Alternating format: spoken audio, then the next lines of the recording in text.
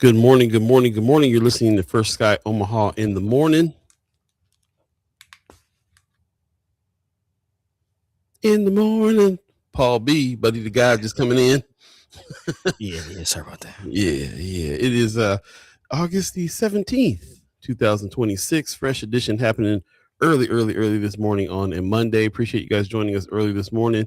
And it's going down. It's going down for another good episode.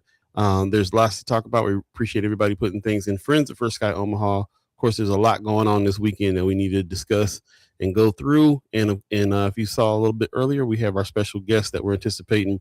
Brother Qasim is going to join us today and talk a little bit about a few things: security in our community, youth activities, all kinds of things that he's involved with. Also business, which he's involved with a lot of as well. Got several businesses going, employing folks in the north side. So yeah, just appreciate him in general. It's been a while since we caught up with him to see what the BAA was doing.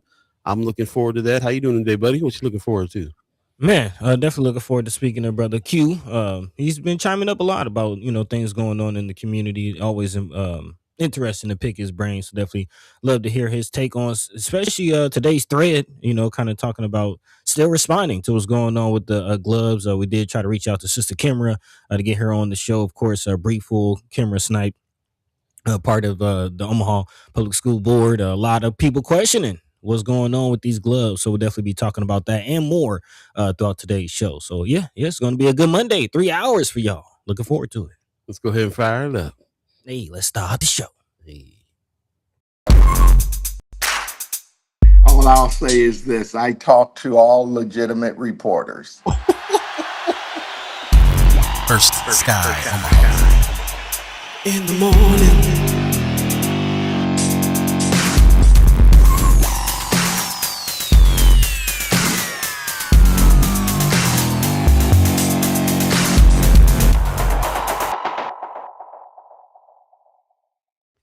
Once again, welcome. Happy Monday morning. August the 17th, 2026. Fresh edition of First Sky Omaha in the morning. In the morning. My name is Paul B. He's Buddy the God if you're just joining us and didn't know. But a lot of you fam do know. And you're here giving us the good mornings this morning. Appreciate that. My Pops gives us a good Monday morning.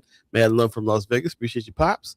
RG says, morning, y'all. Hey, it was RG's birthday yesterday. So let's RG, okay, what'd you do? Yeah, let us know what you did, man.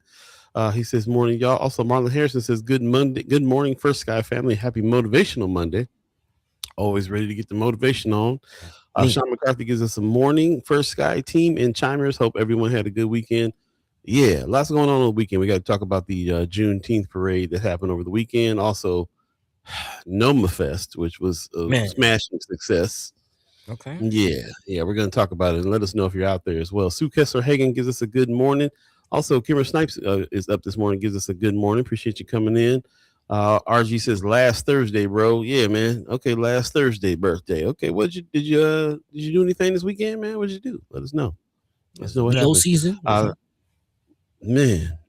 Marlon Harrison, of course, man on the street, giving us the photos and the rundown of the parade that happened over the weekend.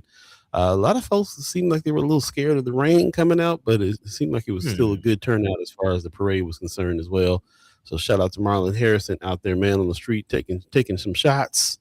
Out there with brother Mary Ewing and some other folks he's with. And so yeah, man, appreciate the shots, bro. Just letting us know what's going on, giving us the vibe through photos on what happened for those of us that could not make it. And just really appreciate that very much. And I saw a lot of folks out there. I was actually out there myself a little while just to kind of scope the scene, see what was happening. And I got to see some folks passing by. It's political season, so we did get Lynn Walls out there, who was running for governor. We'll be running against Pillin. And that kind of reminded me that this is happening, that this season is happening. The vote season is coming up. And it got me thinking about a couple things about that, too, because we know that there's now some obstacles in the way when it comes to voting. You got to have the real ID, whole thing. Yeah. And one of the last things that we talked about when it came to that had to do with your name matching the name on your ID, which I believe this is a really one to look out for if you're a woman that changed your last name in marriage. It's supposed to be matching your birth certificate, so who knows what they're gonna be trying to pull with that stuff. So yeah, I thought that was just reminded me, that some stuff that we got to be looking out for around here when it comes to that stuff. So there was actually a clinic that's coming up here, Legal Aid of Nebraska. Of course, that's a entity that helps with stuff that you need help with, and at low cost or no cost, I believe. Legal Aid of Nebraska has got a name change clinic coming up. This is going to be Saturday, September 19th. You might want to put this on your calendar. Make sure that you get whatever name change stuff you need to get done and get your ID straight way before November. But this is this is a clinic that's going to happen in September for anybody that needs help with that. That's Saturday, September 19th, 10 to 1, Omaha for us, 3742 North 109th Court. And the details are: this is a free legal clinic, is for adults residing in Douglas County seeking legal assistance with the name change process. So definitely check it out. Man, Yeah, go ahead. that's huge. That's huge. I mean, I looked into name changing kind of on my Malcolm X tip, if you know what I mean, and just looking into it, and kind of pricey. I think here in DeKalb County where I am, $400 to for that processing fee and all of that. So you talked about the impact, but the cost of it also, like big shout out to Legal Aid. This is nothing small. Yeah, apparently a very big deal. I got family members that got divorced and just kept the name, and they always wanted to go back, but cost was kind of in the way. Yeah, And now it might be necessary because if they might be tripping on your name not matching your birth certificate, lot to it, and it's also big business as you can see. man. So there's some instructions there. We'll post that in Friends of First Sky Omaha and keep putting that up for anybody who has any need for that. Maybe we can even put it on our resource page on firstskyOmaha.com. Definitely check that out. Appreciate it. Judy Prenzler says she's up and listening. Appreciate that. Thank you. Marlon Harrison says a lot of people are still mad that they pushed it back, talking about the Juneteenth parade. August, so they didn't want to come out, which is sad because they missed out on a good time with the community. Well, it is kind of sad to have an attitude about something being done a certain way and then just decide not to support it. But that's kind of how it goes sometimes. So unfortunately, but from what I saw, from what Marlon saw, a lot of people did show up. A lot of people did have a good time. So that's good. Also want to give a shout out to Don McPherson over there at Styles of Evolution, because he put a little concert on Ohio Street right after the parade, and there was the Terry Parker band was out there. They were serving food. They were serving food. They had some food trucks, and again, not a lot of people showed up. Now it was kind of tough getting rallied around. So I told Don next time he does something like that, we'll definitely help him out and just try to big him up, because he comes out of his pocket to throw some of these neighborhood concerts. And the few people that come out with their little jazz on the green chairs to check it out, they have a good time. They have a good time. You know what I mean? So, yeah. And then of course I can't. I'd be remiss if I didn't speak on the fact that we had Noma Fest this last weekend, which I felt like was a smashing success. For those of you that went out to the free version, the free concert over at the Gene Leahy Mall on Saturday night. I know you had a good time watching Mono Neon, the Barcades, Keon Harold, incredible shows. Man. And then Richie Love capped off the whole Noma Fest last night at down at Noma. So there was a lot of activity yesterday on the Deuce. As a matter of fact, Nate Bray, cousin Nate, and those guys were down there at Dreamland Park playing at 5, and then Richie Love at 8. So it was a lot of activity around last night, and you know how activity goes. There's a lot of positive activity, a lot of shootings and things that happened over the weekend as well. As far as we're concerned, there was a lot of positive activity. Unfortunately, there was a shooting in the Minnelusa area that affected us pretty deeply around here. But for the most part, there was so much people getting together in celebration. It's really strange to live in both worlds sometimes, of this dichotomy of having to deal with the reality of what goes on at the same time you celebrate with your people. And that's what it was. That's what it was this weekend for me. So let me know how it was for you if you were out and about. I see Kimber in the chat saying I was I was a block captain at the parade. Okay, that's what's up. She said, thanks for hanging out with us, Marlon.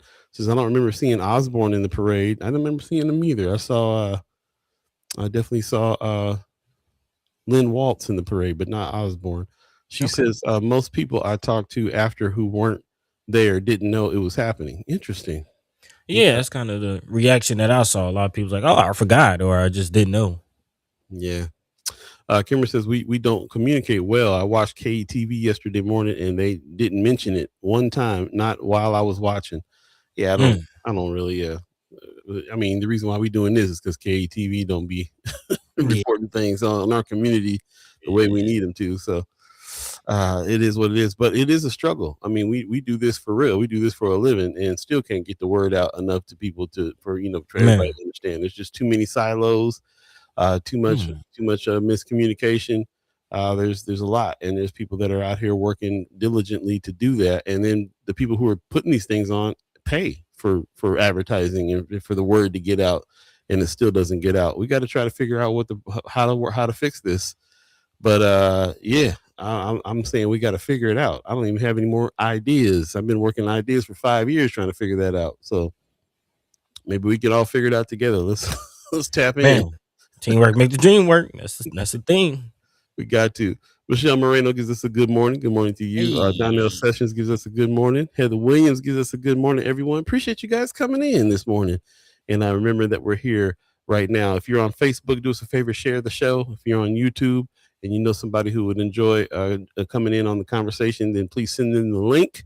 Tell a friend, tell a friend, tell a friend. In the meantime, we'll go ahead and dip in, find out what the theme is for today, because there is definitely a thread going on today. Yeah, thread is definitely being woven. A big shout out to everybody who's chiming up, speaking out in the community. Of course, the whole point of this platform is to extend that conversation and, to give us a platform to really focus on the conversation with some direction. So again, definitely looking forward to speaking to brother Qasim Shabazz again of the BAA Black Agenda Alliance. But he got his hands in it just about everything, man. The brother is busy, but definitely appreciate his post about his experience being called bad and going through the system and how he found religion and just his journey. I definitely want to kind of unpack that a little bit as we go through today's thread of the preschool to prison pipeline. Let's talk about it because there's a lot of things that in my purview are lining up. Of course, there's been a lot of conversation about the electric gloves, but let's not miss out the point that the electric gloves that are now being used in OPS schools are the same gloves that NPR just reported are going to ICE. So there's definitely this connection between what we're seeing. We'll definitely get into this McCook rally also that happened over the weekend. There's actually some other similarities between some plans moving forward in McCook and also some things that we've seen in schools as well. So there's definitely this connection between the schools and the prison system that we've been talking about throughout today. Of course, a lot of community members chiming up about the electric gloves. Of course, board members, as we mentioned earlier, we weren't able to get Sister Kimra on the show today, but I see you in the chat. If you have some comments beyond what you've already posted on social media, definitely feel free to drop that into the chat. Apparently, the community finding out that the board did not know that these gloves are being implemented within school halls. So we definitely have to talk about that situation, but not just that. Seclusion rooms also being discussed, people reacting to that. Again, not just in the schools, but also making its way to McCook. Shout out to Senator Margot Juarez, who apparently through illness is still on the front lines, again, helping and pushing forward with this rally around McCook. So definitely talking about that situation. Also on Friday, if you missed it, we ended the show with a couple stories I teased for today. Definitely want to talk about this data center moratorium situation. Actually, Senator Pete Ricketts, former governor, has some very interesting comments about the approach on data centers and how communities are responding to that situation. And of course, this is not outside of today's thread. Of course, we've been talking about a lot of pushback on people using AI for their photos and flyers and ads, but again, the real heart of the issue with data centers and AI is this mass surveillance. And again, this preschool to prison pipeline, this police state that we're finding ourselves in, which also goes to another topic I want to definitely speak to brother Qasim Shabazz, who is a part of this 4-tier approach that we've been talking about as far as community policing. Again, looking at some solutions as well. So we'll be diving into all that and more throughout the next 3 hours. Of course, if there's anything on your hearts and minds that we're not touching on, missing the mark, some breaking news, just something that you feel like the people need to know about, feel free to drop that into the chat. In the meantime, between time, let your mind be free, let your voice be heard. Paul B. Rolling along, man. What's the word? Man, so it's a regular day in the neighborhood. We appreciate you guys joining us. We're here doing our thing on a Monday morning, which feels grounded. It feels like this is what we do in order to set intentions for the week. And it feels good to be able to speak to all you guys. So if you can join us in the conversation, we'd love to hear from you during this next 3 hours on a lot of these topics and subjects. And also we also continue to learn stuff during the show as well when you post things and post information. And so we definitely depend on you. This is definitely a conversation, and we appreciate everybody who's joining us today for that. If you're a Ghost listener, we appreciate you too. And thanks for tuning in, listening, and spreading the word as well. I still run into people all the time that are like, "Hey, I'm a Ghost listener. Appreciate you." And no, we appreciate you for actually paying attention, spreading the word. Hopefully, we're moving the needle into some action. And it's not just catharsis for us; it's also praxis for us as well. And we'll continue on with that. Appreciate that. Kimber says, I couldn't come on the show this morning, y'all, because the time needed to be on the show. I also needed to be on the bus. Yeah, you got things going on today. We totally appreciate. We'll have you back another time. We got to hear from you on a lot of things. So we'll definitely have you on. And I appreciate you still pushing, doing the good work. You up early on a Monday morning, hitting those meetings and doing the thing. So yeah, you're appreciated. We'll take a quick break and we'll come right back and jump into the conversation. You're listening to First Sky Omaha in the morning. All B. Buddy to God. We'll be right back, y'all. This afternoon, we want to talk about the ballot or the bullet. The ballot or the bullet explains itself. We have a fight that's common to all of us. We suffer political oppression, economic exploitation, and social degradation. Today it's time to stop singing and start swinging.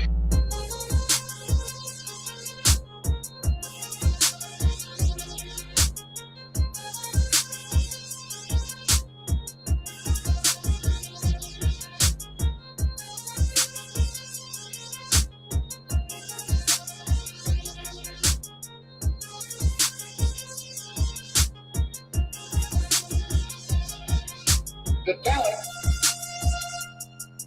or the bullet.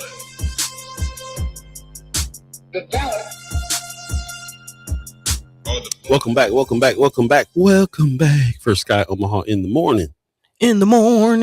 All B, buddy to God. Appreciate you guys joining us.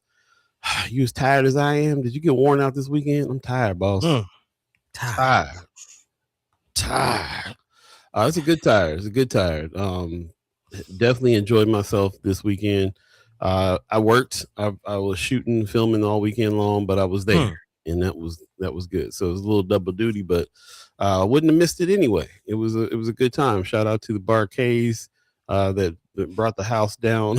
Man, Mono Neon made a whole lot of new fans on Saturday. I'll tell you what.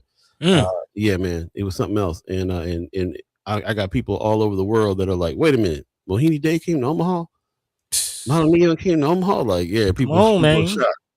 There was one cat on Saturday, man. We was down there at Jinglei Mall, and this one brother was in town for something, and he was staying at the hotel, and opened up his window and heard Mono Neon playing and come running down, like, yo, Mono Neon is in Omaha. He's like, and the show was free. He did not. He wasn't even trying to go out on Saturday night in Omaha. He didn't know what to do, what was happening. He didn't think nothing was going on, and he couldn't believe Mono Neon was in town. So it was one of them kind of weekends for sure. And because the fact that I got to kind of watch behind the scenes a little bit and shoot a lot of what was going on, I was able to see the kind of work that Dana and the team put in on putting this together. They legends for this one. That's real. So, and everybody said that last year, this is a progression of the Noma Fest. This is Noma Fest 5 that just happened. and it's been getting better ever since. So I can't wait to see what they got going on next year for real. If you missed any of this, I feel bad for you because this is the show of the year as far as I'm concerned, the big way.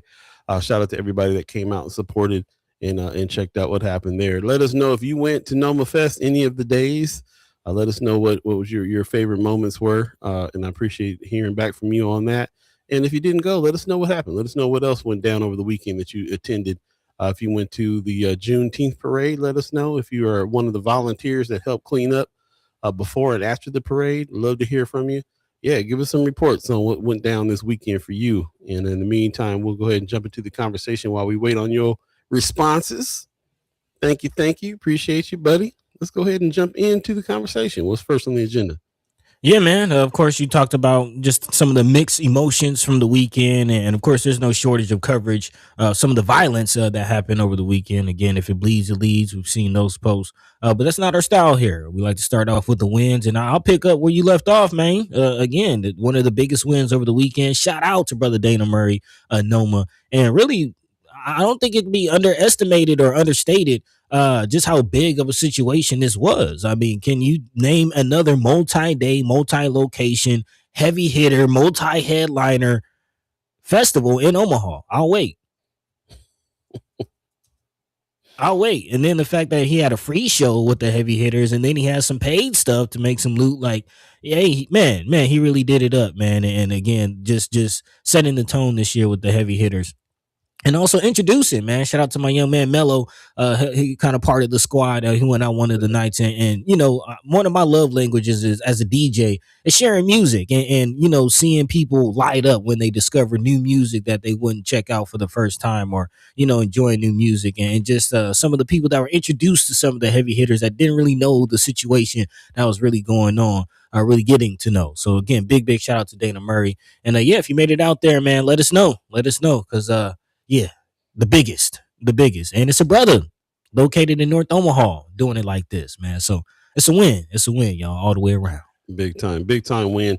I just got to give a shout out. I've been posting pictures, of course, with me and some of these folks all week long, and of course, I was out there last Saturday. I'm trying to get the picture to come up, but I was out there last Saturday with Brother James Alexander, who's the only remaining member of the Barcades, the only living member of the Barcades. There it goes.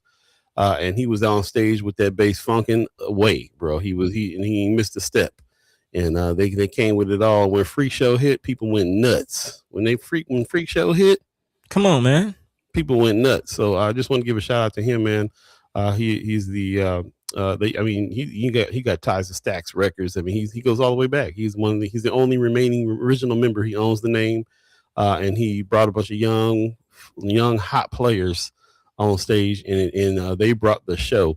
I was looking around at faces. I took a lot of pictures of faces, and people were like, they couldn't believe it. It reminded me, Omaha don't see shows this pristine, this polished often. Legendary. You know who that was, right? Who? That's Jazzy Faye Dad. Jazzy Faye Dad. That's what I'm saying. Jazzy Faye's dad. Not to mention, one of the previous members of one of the ones that passed away that was in the Barcades was Mono Neon's dad.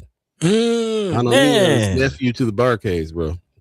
So it was like all in the family, full circle. Yeah, and I got pictures of them on stage together as well. Yeah. So I'm gonna end up writing some stuff about it. It's a win on so many different levels. Let me just tell you guys the story real quick on that, because it's too much of a win for me not to. You guys gotta understand what happened. So Mono Neon, if you don't know who he is a very eccentric funk bass jazz player, just legendary dude. He wears these really strange clothes, quilts, knit hoodies. He puts a knit sock on his bass. He's very colorful, very eccentric, and every piece of his clothes is knit. And so when they had the interview, Dana said, "I gotta ask you about your knit clothes, man." He said, "I just like knit. I just like knit stuff. It reminds me of my grandma. My grandma used to knit big time." Dana Murray had the wherewithal to say, we have an internationally acclaimed quilt artist in the audience right now. Turns to Celeste Butler, goes and points at her. Mono Neon's like, "We got to talk." Immediately. Mm. Immediately. I got pictures of Mono Neon and Celeste Butler walking around Noma while she shows him her art on the wall. He's buying several pieces of her art and having her make several pieces of clothing for him just in that one meeting. Those are the kind of moments that I'm talking about. I can go all night long telling you about the musical moments, but the moments with the community, the heaviest. So yeah. So when we say that this was a legendary night, I'm not just talking about the fact that we had some heavy hitters in town, some people on the forefront of jazz in town, and not really sure how it was done with how many heavy hitters was there.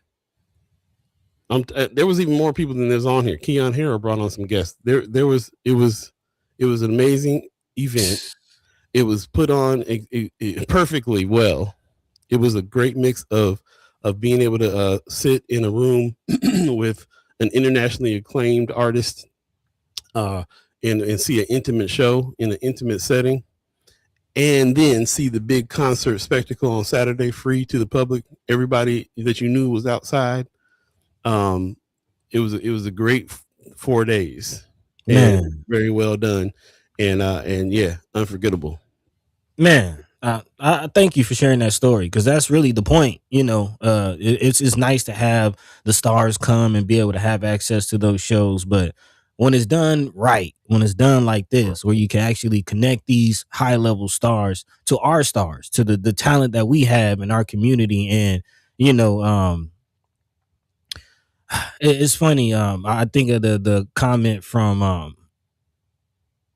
I'm drawing a blank on his name, Virgil Abloh. And he talks about the environment that a thing is in. You can have a can sit in a trash can, or you can have a can sit in a gallery, and it's the same can. But again, the environment, the place that is in, allows that thing to shine the way that it's supposed to. And we talk about it all the time, man. Omaha has a lot of talent, but when you get these stars in, and we can sit next to each other, you see that we can still shine, man. So that's a beautiful thing for Sister Celeste. I hope she can get some of her work now, on stages across the world, or on the back of Brother Mono Neon, or maybe some quote hoodies and things like that. So that's what it's about, man. Again, Omaha shining. That's what it's about.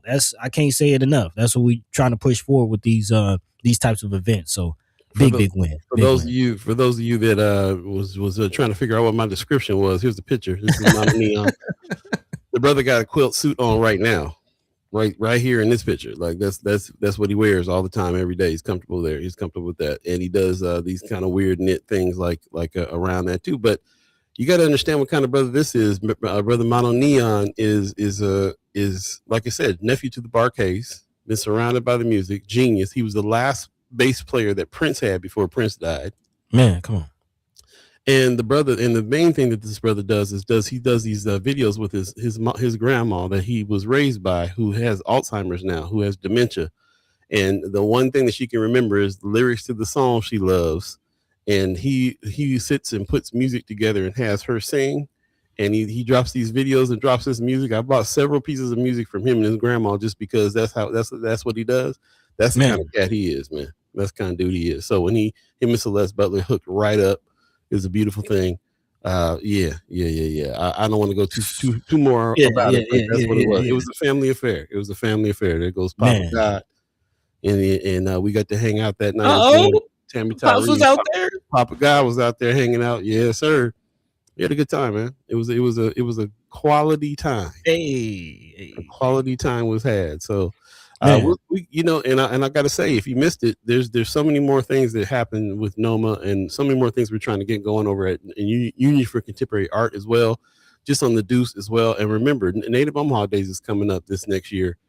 There's a lot of opportunities for us to keep doing this kind of thing and be together doing it. We got to do it. Man.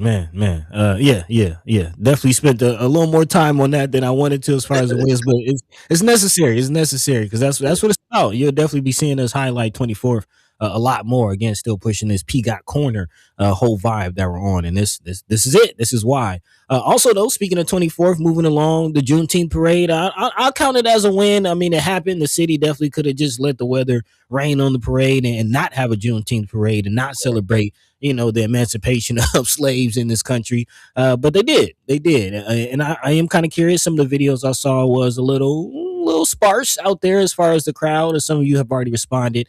So I just want to put out, did you make it out there? How did you enjoy it? Big shout out to those who did make it. Of course, there are some comments about the marketing aspect of it, which I did see as well. Some people saying they didn't hear about it, but the fact that it still happened, it still went down. The community came out as far as those organizations walking in the parade, celebrating. So a win.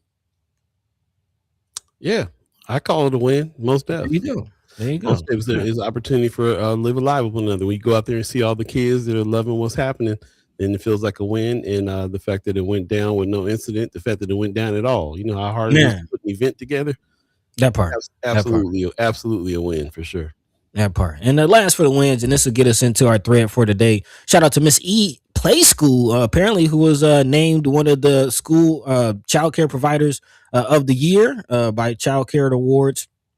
Again, Sister Erica Felt with her Miss East Play School, again, winning a child care provider of the year 2026. And yeah, man, I mean, you know, of course, part of the news gang, always letting us know what's going on. Actually, we'll jump into some of the things that she's sharing, some things with DHHS here in a second. But again, especially when we talk about teamwork makes the dream work, you can't underestimate the role that child care providers plays in society in general. I mean, if the babies have nowhere to go, how you gonna get to work? If you can't get to work, how you gonna pay bills? I mean, this is definitely a snowball effect. And again, superheroes are child care providers, man. So big shout out to Miss E for getting some love on the work that she's doing. And setting us up for our thread today as we get into this whole preschool to prison pipeline conversation, starting with the babies, because there is some movement in regards to child care providers getting some resources. And there's apparently a predictive analysis study going on that some skepticism maybe. So definitely get into that here in a second. In the meantime, between time, how you feeling? Feeling good. Appreciate everybody that's joining us. We'll take a quick break and come back. Before we do, just want to give a shout out to everybody who's coming in. Stacey Jean gives us a good morning, First Sky family and friends. Donnell Session says, thank you for posting. Appreciate that. RG says, yeah, the Mohini Day show was supposed to be my birthday present to myself that just didn't work out with the schedule. Oh, man. Yeah, I'm sorry you missed that, bro. Marlon Harrison says, I saw a bunch of videos and pictures from Noma Fest this year. Yeah, man. Yeah, there's a lot going on. Pop says there's a precious few music festivals worldwide that can match what happened this weekend in Omaha. You ain't lying, Pops. Man. You ain't lying. And I know you know because you've seen a whole bunch of festivals, played a whole bunch of festivals worldwide. So you recognize what happened out here for real. Says he loves the story. What a story. I love it. Yep. RG says, so Miss Butler got commissioned by Mono Neon for some stuff. Yeah, bro. Come on, man. Come on. It's going down. Gives us a good morning. Michelle Moreno says that's so dope. She says I like Mono Neon. She said Anthony, my son, having the best life at the parade. That's what's up. I'm glad he had a good time at the parade. It's always good to see Ant out, man. That's a cool brother. He's so positive.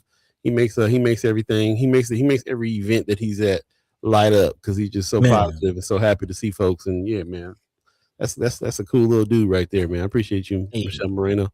And your family, for real. Let's take a quick break and we'll come back and dive into the thread for the day. Again, you're listening to First Sky Omaha in the morning. My name is Paul B. He's Buddy the Guide. We got Brother Qasim coming in shortly. Stay tuned. Be right back, y'all.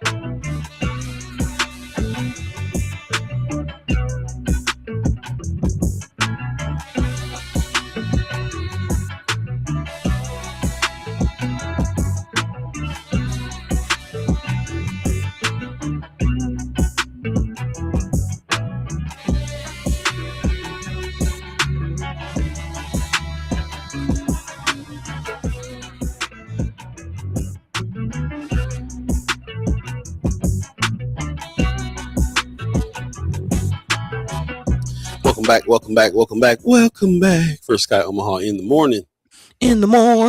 Paul B, buddy to God. Appreciate you coming Hey. on in. Let's go ahead and jump into the next story before our special guest gets in town. Buddy, what we got for us? Man, again, following this thread of the preschool to prison pipeline, starting with early childhood education and welfare. Again, talking about the child care facilities and home, some of the learning centers, but specifically our in home. Again, shout out to the likes of Sanita Budai, Miss Erica Felt, and all those out there in the community. Just trying to help, trying to give back, trying to shape and mold our young folk. But the reality is the challenges of it, the economics, the math of this whole vital situation. It's definitely something we should be looking out for. And in the season of teamwork makes the dream work, we can't, look over, the importance of these childcare facilities and some of the work that is being done. And to help with that situation, this is actually an article from last week from Nebraska Examiner. Headline reads, "Childcare is too expensive and too hard to find, but a Nebraska lawmaker is working to change that." On average, private pay clients are charged about $1,080 a month just on childcare, which again, that's for one child. For those who have, larger 2, 3, 4 child families, that can rack up fairly quickly. Childcare providers who take state subsidies as a payment must comply with additional rules and paperwork, as well as inspections from state to monitor for fraud, which is something that Sister Erica Feld has shared several times. Can be a challenge. Some of this red tape, some of these hoops that people have to jump through just to make ends meet. It's definitely a challenge. According to an analysis of different types of childcare, Childcare Aware of America estimates that nationally, the average cost of childcare is about $13,000 annually per child. That's as of 2025. In some cases, childcare costs rival mortgage payments. I mean, do you got an extra $13,000 sitting around to, afford childcare? It's definitely a hard situation. And childcare and development block grants provide about $9 million or $9 billion, dollars in some assistance to families who are for children younger than 13. But according to First 5 Years Fund, on average, families receive slightly more than $1,000 in subsidies a month. So again, a lot of numbers out there, some money going out, but still not enough, especially when you look at some of the income situations in a lot of these states. But again, there is some work specifically from Nebraska State Senator Deb Fisher, who introduced the Child Care Modernization Act of 2025 just last year, saying that across our states, we consistently hear about 3 core challenges: limited supply, workforce challenges, and high costs for families. Again, we talk about, and we'll get into this whole preschool to prison pipeline, but of course, poverty is one of the main driving factors of crime, and especially young folk who don't have a child care situation, who are latchkey kids. I mean, I'll be honest, I was a latchkey kid, and as I got older, found myself in some trouble. So again, having those early resources definitely goes a long way. According to the Child Care Modernization Act, apparently directly addresses all of these issues. According to the act, family is at the heart of everything. Both bills will allow for construction and renovation of existing child care facilities, update reimbursement rates for grants tied for the cost of child care, and loosen regulations on small, rural, and home-based providers, and also allow states to widen income eligibility for grants, which is definitely something that we've learned about as we've examined this issue. A shout out to Amy No Dot over at the Heartland Heart Ministry Center. Thank you. Ministry Center, who taught us about the cliff effect and families who are kind of make too much money for some of these subsidies, but not enough money to actually pay for the resources that they need, which is actually something I found myself in, applying for child care subsidies and help here in the state of Georgia. And combined between, as a 2-parent household, making too much money for those assistants. So again, that can cause a whole heap of other issues as far as not being able to, again, provide childcare for that, restricts you on what jobs you can take, which money you can make. It is a slippery slope again. So again, big shout out to Miss Erica Felt, always chiming up on this situation. And this preschool to prison pipeline that kind of starts at those very, very early ages with some of these situations. So Paul, what say you, family? What say you? Yeah, I think this is something that we continue to talk about and been talking about for a long time. You've shared your personal experience about that. You've shared your personal experience several times about the journey And then, of course, we have like a Miss Erica Felt, like you said, Sunita Budai, who's come on, Miss Gwen Easter, have all come on to talk about the child care industry and what kind of help there could be there as well, which is very important stuff to talk about, because everybody's always looking for some solutions there in our community, Black community especially. A lot of kids go to the grandparents' house, and we always try to find a way. Donnell Sessions in the chat says, I had no childcare when I had my daughter. I had her on a Friday and was back to work on Monday. Says, I work from home. This has been one of the hardest things I've done, but glad I did it. A lot of people find solutions in working from home, taking jobs where they can work from home, and that also helps. Appreciate you sharing your story there, Ms. Sessions, for sure. And also, I've been seeing people bringing their kids to work a lot of times as well. I've been seeing that a lot. A lot of employers are understanding what the problem is here, and if they can, if they have an environment where they can bring a kid to work, then they sometimes allow that. So there's always these solutions, and then the last thing that I kind of really think about these solutions as well is there's two things that standing out to me. It's the lack of like the play school house, like a Miss Erica Phelps neighborhood, in the neighborhood, not just watching your kids, but teaching your kids, and providing community for the kids as well. And that only kind of happens when you have, smaller, more personal child care facilities like Miss Erica Phelps. And then there's, of course, the big facilities that nonprofit organizations are putting together where your kids can come stay for free. But what's the curriculum there? What's the situation? And then that's been a phenomenon. And then the other phenomenon that's happened more recently is the mayor of New York providing universal child care for all, paid child care situations over there. A lot of the politics are leaning in this direction. When you have people that they're trying to call socialists, they are always, one of their talking points is free child care. And that's been happening. I'm even thinking of the president of Mexico, who just made child care free for the whole country. So in the same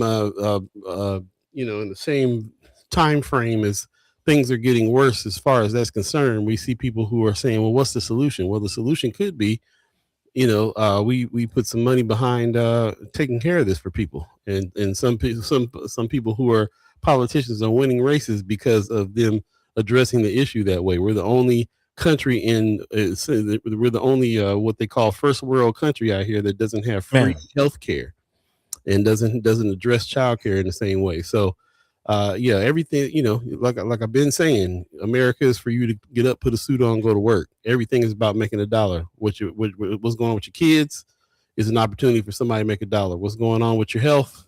Opportunity for somebody to make a dollar. If you can't make a dollar out of somebody's situation, then you ain't really American.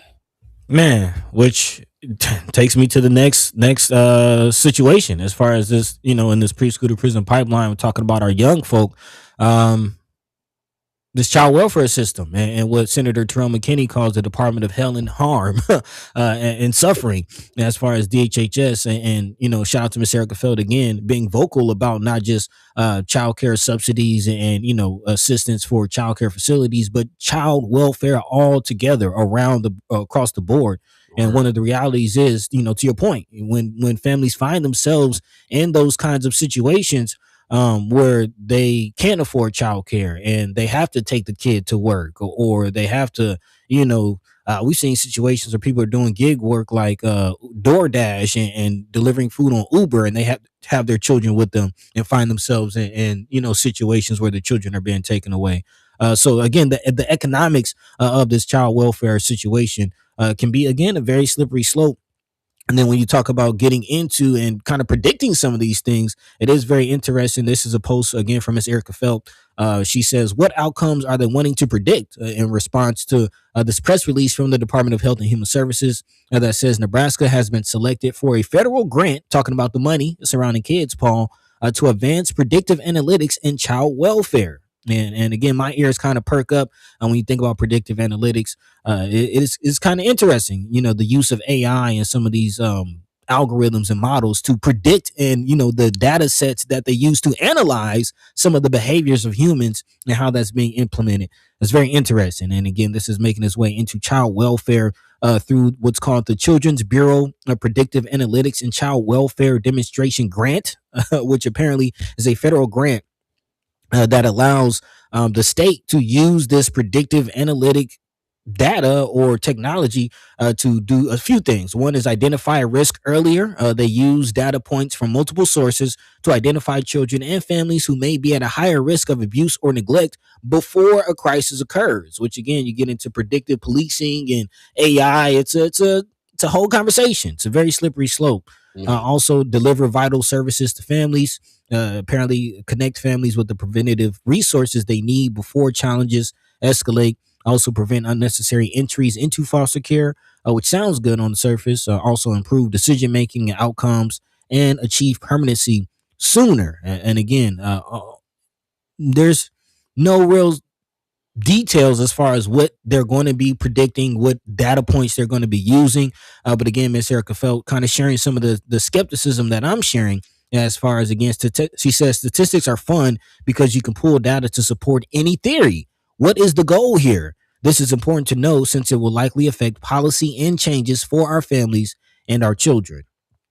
So again, if you don't know much about predictive analytics and predictive policing, it's actually used in some other countries as far as, people looking at your social media posts, people looking at your day-to-day movements with flock cameras and actually predicting crimes and abuses and things before they happen, which is a slippery slope because now you're charging people for crimes that they never actually did, which again, go ahead. And I gotta stop you there because it's not other countries that's doing it. Our country's already doing it. And there's already people that are being arrested for those things. Flock cameras are a huge part of the surveillance and predictive situation. It's not just that they're watching you. There's AI behind those flock cameras predicting things as well. And there's already decisions being made on those predictions. So we'll have to this is something that we definitely going to be diving back into.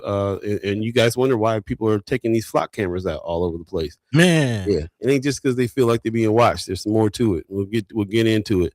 But I will say we do have a special guest waiting in the wings. So we're going to take a quick break and then bring our special guest in because this is a person who, whatever the policies is, has some solutions with boots on the ground on what it is that we're going to do and not do. So we'll be talking to him. Brother Qasim is coming on, and shortly, stay tuned. We'll be back. We'll be right back with him. You're listening to First Sky Omaha in the morning. In the morning. Paul B, Buddy the Guy. We'll be right back.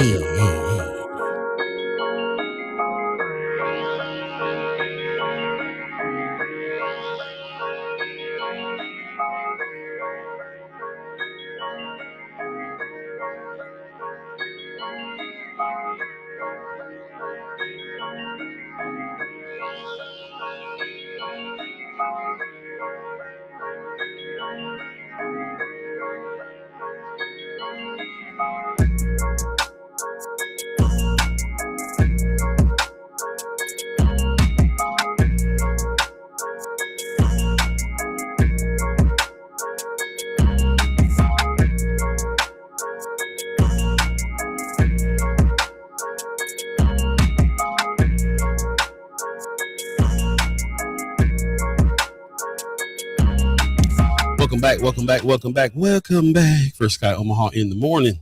My name is Paul B. He's Buddy the God, and we got Brother Qasim in the chat. Hey. Man, Cap Q. What's happening, bro? You on mute, I think. You ain't coming in on the voice yet. Can't hear you.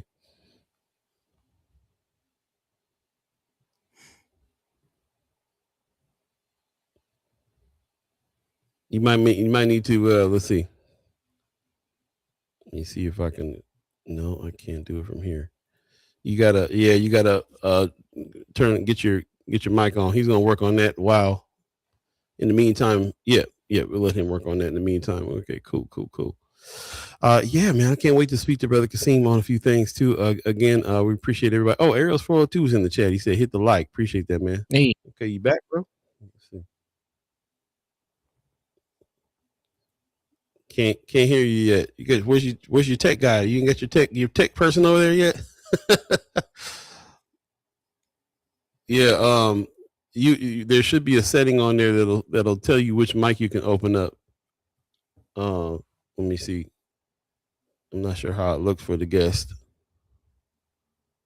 There's a drop down with a little microphone there. See if you can tell which mic you can. You could probably use the one on the computer.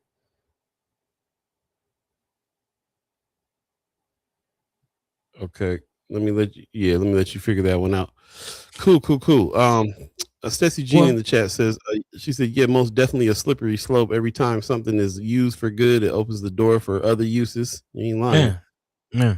Wanda Luzkis says, good morning. Good morning to you. Appreciate that. Good morning. How about this? While brother Qasim works on that, there was a post from him that I wanted to kind of dive into and share, maybe when we get him on, get his thoughts on. Definitely.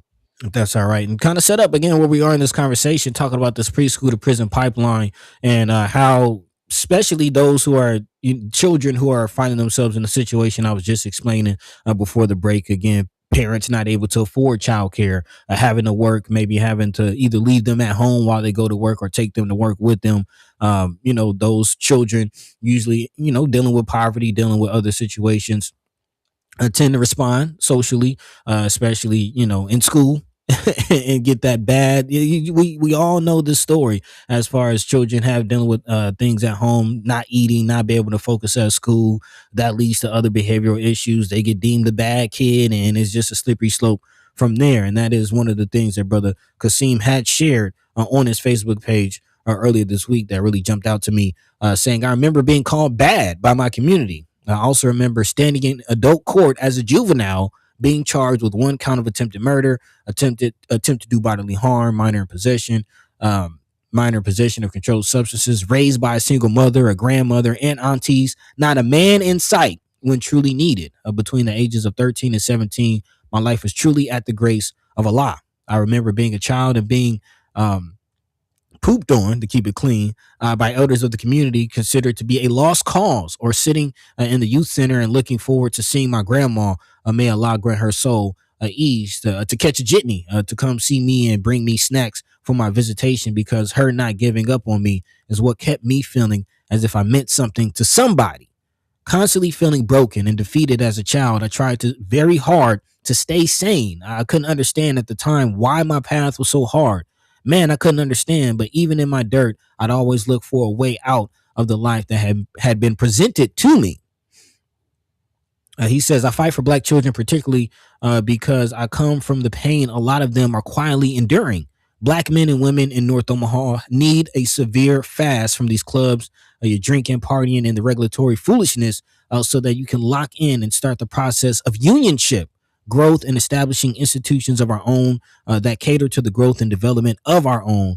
Broken is watching many of you agree with the methodology of your oppressors regarding the disciplinary action of your youth. And again, this is undoubtedly responding to some of the things that we're seeing as far as suspensions of children, of babies, really. Of course, some of the policies as far as charging and treating our young folk like adults in the criminal system, and now with these electric gloves making their way into schools. Definitely a lot of conversation to be had about the prison to preschool pipeline, how we view our children, how we label our children, and how are we going to fix the problem. So there you go. Love to hear from Brother Qasim on this. It looks like he's setting up to come on back in. Let's go ahead and bring him on the stream. There he is. How you doing, Brother Qasim? Man, I'm good. Can you hear me now? Can hear loud you and clear. All right. Appreciate you, man. Had to make some adjustments. Yeah. All good. Appreciate you. As us black folks have to do all the time in life. I appreciate that. Man. Appreciate y'all. Appreciate y'all's patience, man. Oh, Yes, sir. bro. Yes, sir. But he took the time to read your post that hit everybody real hard too, man. I remember that too. Remember in my environment, being labeled the bad kid in certain ways, and kind of I read a study one time where it said that when you tell a kid that when they're young, they have a sense of self enough to decide they need to live up to what it is they think they are. So if you get called the bad kid, then you got to show out. You got to represent yourself. And they don't think about it consciously that way, but that's how it translates, because we all we all are true to ourselves in a way, and that's why it's so important how we think of ourselves. So what you posted, I really appreciate that, especially in light of everything that's been going on here with the way that our youth has been wilding out, at the same time how our youth has been treated, at the same time how they preparing to treat them with shot gloves and everything else. You're the perfect person to have on to talk about all these issues, man. So maybe you can give us a couple comments on that post that you made, first of all, that everybody just heard Buddy read. What was your reason for getting up and getting behind that? Man. Well, man, it's logic. And as black men that are conscious and aware of our situation and our circumstances, it's obligatory for us to stand up and fight against oppressive systems. These are children, and it has gotten rough. But understanding the condition and putting things in place to address the need is the most vital, and not giving up on us, not giving up on ourselves, and not giving up on our youth. And because I was called everything under the sun as a child, man, I was looking at 1 to 20s and 20 to 100, 5 to 50s and all that. As a juvenile, I was being charged as an adult for shootings and all of this stuff is, I might post my juvenile record paperwork. I might just do that today, and it was a couple of good, strong men, Terry Muhammad's, Brother Wallace Harper. There were some men that found me in the trenches and taught me who I was and where I come from. And I'm here now, own multiple businesses, helping young black men out of the same situation that I was in. We had a situation at the Great Event Center where a bunch of youth had got busted. And if you go to my page, you'll see the sister, she commented, her name is, I think it's Chocolate Smith or something like that. Her son was one of the ones that got picked up that night during our security detail. She then reached out to me in the process of that and asked, I see that you got some things going on. Are you willing to take on my baby boy? And I said, absolutely. I've been going to court with him since. He's a part of the Urban Survival Club. We just got him out of jail. And I've given him a job that he's getting ready to start, So putting things in place. I don't think, and I'm very sad and ashamed of many of the black men in the city. And their ridiculousness, setting things. If you're not doing anything to help correct the situation, and keep your mouth shut. Man, Word. Yeah, I want to get into some of the reasons what you think they, some of the things you think they need to do. But before we do that, I want to kind of dive into this thing you just talked about. Do you see parallels with these young men from your own story? And when you are able to try to figure that out, then how is it that, what do you think they need? Like what is it that we need right now, as far as these young cats are concerned, with the knowledge that you have from your experience? Well, they need spiritual fathers. If they don't have a father in their life, they need mentors, they need guides, and they need men in general. I encourage sisters to find yourself a good, strong, sturdy, solid man that's living up to a high standard to keep around your boy. Matter of fact, don't just choose one, choose multiples. Okay. That's what saved me. Also, the stuff that we're doing over at the Urban Survival Club. My boys, the organization is growing, and we get ready to drop something big on the city within the next week. I was trying to get it out before the show, but I had to put some things in place. Yeah. But bring them to us. Bring them to us. We don't turn away children, and we put them in a position to be man. And teaching them. And so I just think that they need a vista of things, man. But the most important thing is having men in their lives that can redirect them, re-guide them, and reshape them. Willing to do it. And several men, like you said, is what is coming out to me, right? Several. Yeah. I think about my own story, and man, you can't underestimate the role and the importance of mentors, and having multiple men. That's a great point. You can't gloss over as far as it can't just be one superhero. Like you need a village. Teamwork makes the dream work. Like that's just what it is. We can't avoid that. And we need, those groups. So, shout out to the likes of you. Shout out to the likes of Brother Johnny No Good providing a space for, young men to be around other men to kind of decompress and share their thoughts I just saw Brother Sherman Wells and his, telling his story on the platform with Brother Peyton. Like those men, helping us heal each other. That's what it takes. That's definitely what it takes. I appreciate your answer on that. I want to show a picture of some of the youth that are out there. You guys, is this during the parade that you guys were out here? Is that yeah. You guys Rank and file. Yep. That's just a handful of them that we sent out there that day. We're gonna have a whole lot more at the gala that Tamika put on for the city. Shout out to Tamika, for all of the hard work that she do and the way that we've all come together and reformed some things and it's a beautiful, beautiful sight to see. So some of the connections that needed to take place in the background have already begun to happen in regard to unifications and stuff like that. Man, the teamwork, team's coming together. I love it. That's what it's about. I wanted to show the young men here standing, but I also wanted to show them doing some activities like putting this tent together. But I also wanted to show you guys over at the Malcolm X Memorial Foundation. It's not just about out there rough and tumbling and figuring out how to be strong men physically, but also how to be strong men mentally and sitting around and having these conversations with the young men as well. So it sounds like a very well-rounded situation that you guys got going on over there as far as that's concerned. And how many men are involved with that? Because I know that you always are calling for more men, more help. Is always a need, but do you have enough now? Man, Allah has blessed us, brother. We got Brother Tivo, Brother Miguel, Brother Richard Rude, Derek Replenish, Isaiah Forte. It's a couple of us, man, and these brothers are showing up every single weekend, man. And it's some things are just divine.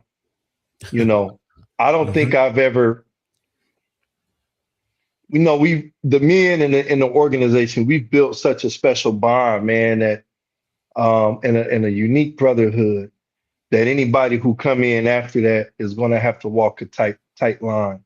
Man. We just not, and I'm not going to sit here. We're not just accepting all and any volunteers in the sequence because I have to be able to measure you. We have to be able to measure you to make sure that you're right for these kids that you're around. Brother Nate, it's just one of those things, man, where Allah has blessed us to have the perfect men where I can go and do something. And we so booked up, even for the parade, I wasn't there that day. Mm-hmm. The men took over. You know why I wasn't there that day? Because we had 3 bookings that booked prior to Juneteenth, and they canceled the original Juneteenth and did Juneteenth on the day of those bookings. Wow. So I had to thug it out like that, man. So we was out there sweating. They was out there marching. So making it happen. Booked and blessed and busy. I love it. Hey, man, I also want to just give you a shout out too, because what I'm thinking about when it comes to everything that you've been doing, everything you just described, it's not just programs. In this town, we're used to a lot of programs and a lot of nonprofit situations that help the situation out somewhat as well. You got of a different approach in the fact that you have started businesses that you can employ these young men at as well. So they're not just getting helped and getting around the right men, but they also are making some dough as well. You just got recognized by this with the Black Business Month this month with all of us together as with the Omaha Sentinel Force, which is one of your businesses. And I was just trying to pull your information together. I'm looking at Sentinel Force. I'm looking at Strong Back Movers. I'm looking at Urban Survival Club, and of course the Black Agenda Alliance that is all this was based out of as well too. So how you find time to run so many programs? Man, so many jobs, man. Like a Jamaican. Man, we like I said, we're blessed to have brothers and sisters around us that have the same focus. We've literally created a community within a community. we're not downtrodden. Business is growing. Times are hard, and our businesses are growing. You know, Yeah. times are hard, but our morale is up because of a sense of pride. You know, understanding and stuff like that. So, you know, man, just really delegating responsibilities, Mm-hmm. and you know, we work together, and that's what we practice, and that's how we've grown so strong. The one person behind this who loves to stay behind the scenes, we're gonna have to get her on, is Erin Forte. She's the actual Powerhouse. Yes, part yes. owner. She's the actual part owner of everything. She hate when I say her name. I get cursed out a few times through the week. I get hung up on several times through the week, you know. Yeah. But Aaron is the one, man. Aaron Forte is the one that have brought a lot of light to this. And that goes to show the power of the black woman, you know. And then Yeah. I have the strongest black woman, caliber of a black woman behind me and in front of me. And her and Aaron are like this. So between the two of them, they pretty much run my life. That's what's up. But you got to follow their schedule. I understand. And I'm telling you. It's so funny, man, because every time I see Erin, I want to go over and be like, let me get you on the show. And there's something about her that's just like, don't come over here asking about that show. Yeah. And that's how she sound too. That's how she sound. That's how she sound. I appreciate it, man. Before I hand it over to Buddy, because I know Buddy wants to get into these issues that's going on here and get your take on them.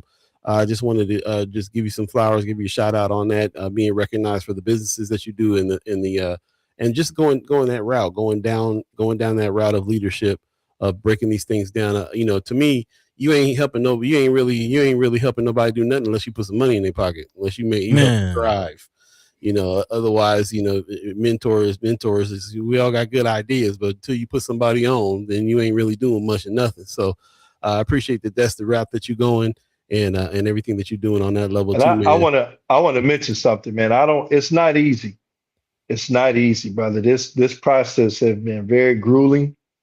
Learning the different personality traits of our people, or the moment you give, and the moment you decide to pull back, man, you everything under the sun. I mean, it's wild, bro. So these the trenches for real.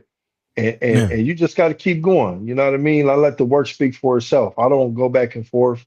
If I catch you, you say something slick, and I catch you, like I have a few people, then I'll holler at you. You know what I mean? But we don't go back and forth, man. We stay focused, and that was something I struggled with earlier on. I wanted to address everything. I stopped that. You get to a certain point, brother. You have to decide it's going to be the success, or you're going to address the non-productive, you know what I mean? And you're going to get a lot of that. So for anybody seeking to establish businesses or do this type of work that we're doing, man, you're going to have haters. You're going to have doubters. Everybody, a lot of people going to doubt you.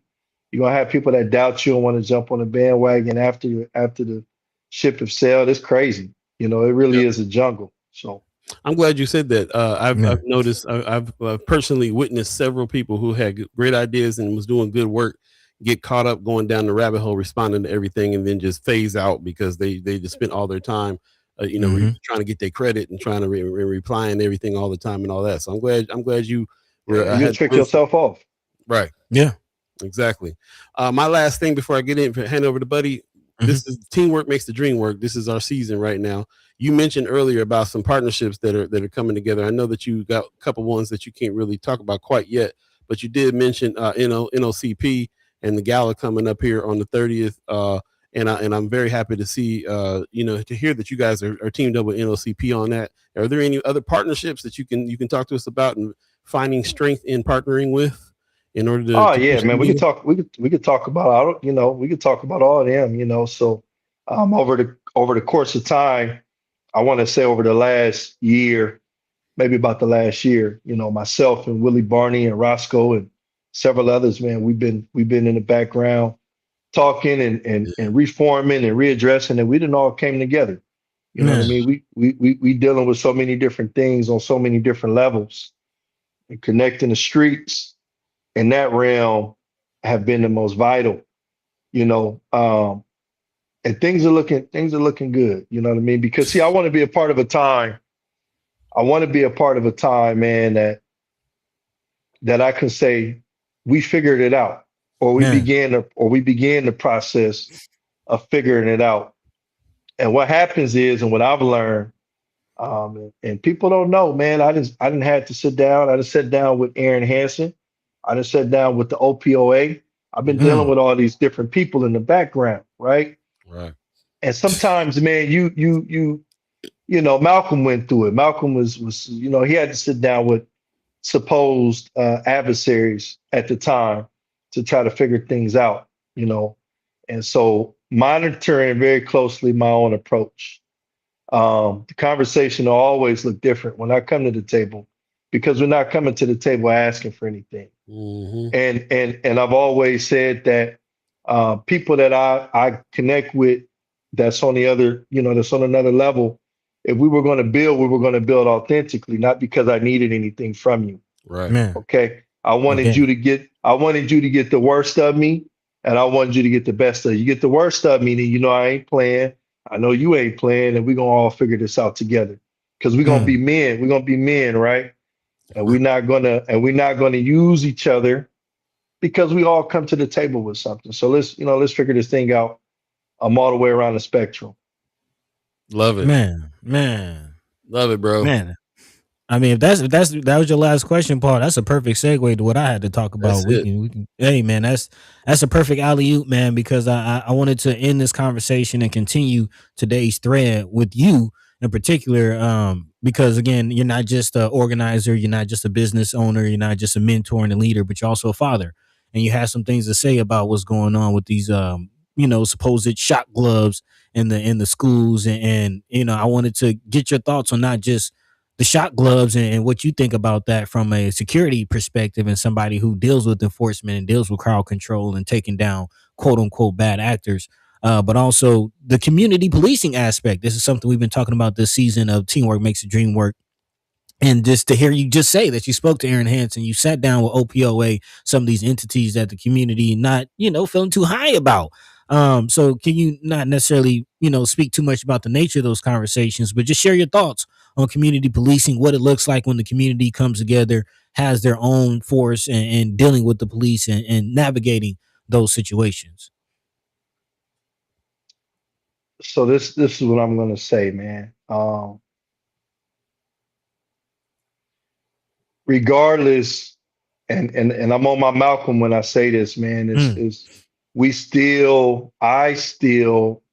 still a heavy advocate for a form of separation because the nature of who we are and the nature of who they are just not gonna mesh. Especially, it's too many of them that have embedded racism in them from generations on generations. And I've always had a severe issue with 83 or 84% white police force in the ghetto. And I've always said it would be the same as if we had an 84% black police force in Papillion or Ralston or Bellevue. They wouldn't accept it. It wouldn't be acceptable. But because it's our norm and that's what we see, we don't question it per se. Right. Community policing, there's so many different layers to it. There's so many different layers, and I'm learning more as I go. I'm still growing in the game. Right. Brother, we have to pull our families together. Everything that we're going through, and somehow, some way that comes to me at the same time as I'm trying to process the community policing process, right? We have to put systems in place, which I'm working on currently. I wanted to bring it forefront today, but man, it's going to be beautiful. Inshallah, we have to put our families back together. We have to heal and we have to fast from these clubs and these wicked environments. And we have to really lock in on our children. And we have to lock in on ourselves and each other. And I don't think, because it's like spinning the wheels, the things that we're going through in the community, the shootings, and even if you go to the OPOA page today and you look at the language that they use, Okay, which is one thing I hollered at them about. Okay, so I kind of feel like we're gonna have to go and have a refresher. Okay, if you look at the language for someone that come from the teachings that we do, like this is a Black American heritage flag on my head today, right? And so coming up underneath the teachings, you're able to peep certain language, you're able to peep certain times in which and where they want to try to trigger. Okay. And so I think the type of community policing have everything to do with the introduction to reforming the family, because that's the only real way we're gonna find any kind of justice, so to say, in the streets or in our communities or whatever the case may be. Of course, the community policing part, it's all a conglomerate, in my opinion, to that. But I just think that, I don't know, man. I don't know, because it's the way that I'm processing it is a little bit different. Have to change the dynamics of the Omaha Police Department, of course, complexion wise, but we also have to have men, like right now, what we got going on with the school situation, that's a form of community policing. But our men a lot of the men are not there. They'll sit on social media, and most of these guys are scared because of the type of leverage that their job have over them, or they don't really have no. Social media have made it too easy for the wrong people to have a voice or have anything to say at all. You should really probably keep your mouth shut. But tonight is the board meeting, from my understanding. But tonight is also back to school night, all at the same time. So that wasn't very strategic neither, in my opinion, though this is a standing meeting that they have, from my understanding, from what I've been told. And it wasn't no spur of the moment thing, but that it was going to be addressed tonight. Well, there didn't need to be something put together so that the community can actually come out on maybe a Saturday or a Sunday or something of that nature when people are off work, and we address that thing. But I don't know, man. That's a form of community. I appreciate your answer. Policing. Yeah. No, I appreciate your answer, as far as, starting with the family and getting the family back together, like you just mentioned with the men in the schools. I just learned that the Mad Dad situation is something that started in Omaha, and went national, as far as, again, men going into the schools, helping with some of the behavioral issues and seeing results just from their presence and activity. And then also, thinking about, which was really heavy on my mind, we just saw Brother Chrome and the standoff situation with the young man who was in the shoplifting.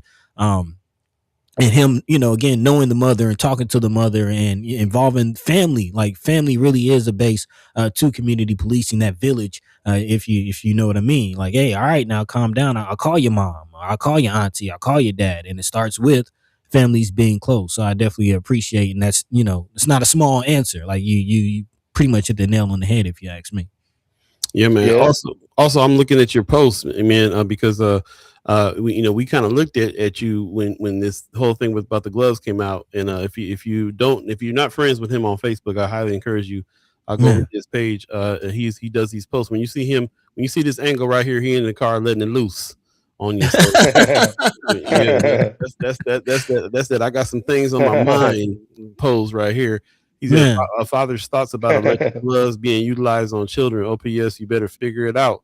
And he was kind of saying that we talked about the gloves on Friday, and we hadn't heard the news yet that OPS already had the gloves and that they had already used them on 2 students. Man. And we found this out over the weekend, and at the same time, we had Kimmer Snipes, who went live and said OPS didn't know. Bree Full put a post out, said OPS didn't know. A few people found out at the same time everybody else found out on OPS, and and also Senator Ashley S-5B, she wrote an open letter to OPS like this is not acceptable. We're finding out that this happened with the staff under the nose of OPS of Omaha School Board, and they're just now trying to figure that out.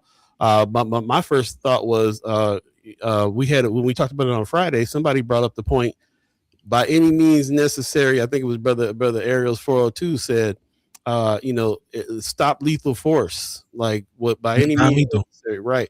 And it made me go, we do have we do got tasers and stuff already. People getting shocked already. Is it that different from the situation? And looking at everybody feeling shocked about the fact that OPS has these already using on 2 students, and these gloves in general just seem so barbaric. And then we kind of stopped and was like, yeah, but I mean, they're already using non-lethal force in other areas, even with the kids. So, so what do we actually feel about this here? And I was thinking of you. In the security field, and what your actual thoughts are about what about these gloves. And I know that you're not caught up with what everybody else, all the vitriol everybody else got about stuff. You pretty even minded when it comes to tactics and things like that. So what say you on these on just the gloves in general? How do you feel about the gloves in general? For the people that didn't get to see your post that day. So I think that OPS, there was a time in OPS that you couldn't even touch the children. Right. I used to drive school bus for STA and OPS. And if an altercation took place, only thing you could do was try to stand in between them, but you couldn't even touch the children. And it was the same way for the SROs at OPS for a period of time. And the last time I checked, which was a couple of years ago, it was the same. So to go from not being able to put your hands on them to electrocuting them, or telling parents that if you whoop your kids, you're going to jail, but we can electrocute them. Okay, you can't whoop them, but I can electrocute them. Okay, and then dealing with the mentality of SROs, majority of them are just men that got a good record that can get a job. They don't have the training. You see what I'm saying? They don't have that. Okay. I find it rather funny because that's what they're saying. Well, they've been in a school for 2 to 3 years. Well, if they've been in a school for 2 to 3 years, why is the board know nothing about them? Why is the superintendent know nothing about them? Why is it just now being introduced to the community? And your introduction of it to the community is a white man electrocuting another white man on KTV. Okay. And he could barely withstand the heat of the glove. He heard up, but we got white people shocking each other on television, and that's our introduction to it. And we supposed to just accept it all of a sudden. So my thing is, what they did was they waited for things to get progressively worse, which I'll admit they had. Okay. They had. And then they said, okay, we can go on ahead and roll this out now. Okay. But we're still a community, and that's there's some accountability that need to be taken on our end as a community, because our ask is not high enough. And we're not monitoring our own circumstances well enough to have stopped something from taking place. Right. Okay. I'm not no reactive. I'm counteractive, proactive, all that in one. Okay. Whereas the majority of our community is very reactive. Okay. So I spoke from a place of understanding, a place of reason, and to let them know that I meant that and I'm on that. And there's a few of us that's really on that. We've been sitting back, chilling, taking care of our families. But there's a few of us that will run up in your shit if things ain't right. You see what I'm saying? So we don't care what anybody have to say or how anybody have to feel about it. Meet us at the front porch. You know what I mean? Because we meant that. It's a few of us that meant that. You know what I mean? So what is it to be a man and live this life and not be willing to stand on what you stand on and stand on it hard and not have any consideration regarding anybody that's against righteousness? That's not right. How they wrote that out ain't right. How they introduced it, and then you're gonna go around your board, you're gonna go around your superintendent. Right. No one knew about it but the Omaha Police Department. And we just last week, y'all sick the German Shepherd on the youngster. The damn dog got loose and bit up a white man. And I want everybody to pay attention to something. The same thing with me. The elderly white man, I don't know what, because that's what they'll do. They try to get him in the background. The elderly white man said, listen, y'all gonna have to give me more than just an apology. Brother, we have to stop being so forgiving. Mm. There has I'm to glad, be accountability.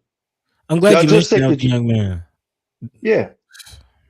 What'd And you that's say, brother? illegal. That's illegal. You can't Right. sick a jerk. Once a person is apprehended, you can't let the dog go. That's illegal. Look it up. And then the officer told him, well, you shouldn't have ran. Motherfucker, y'all need to get in shape. It was 100. Y'all couldn't catch him. It's 100 of y'all. Y'all can't restrain him. I ain't got no German. I ain't ever sick no German Shepherd on nobody. We got to go to the gym. Most of y'all run around here. Y'all ain't in shape. You know what I mean? What you mean? What you mean you shouldn't have ran? Man. Okay, well, your dog attacked somebody. That could have been a kid. That could have been another kid playing in the backyard. And you know, I'm thinking about the other case that's going on right now, where somebody they trying to throw this man in jail for restraining the dog. You see this? This Yeah.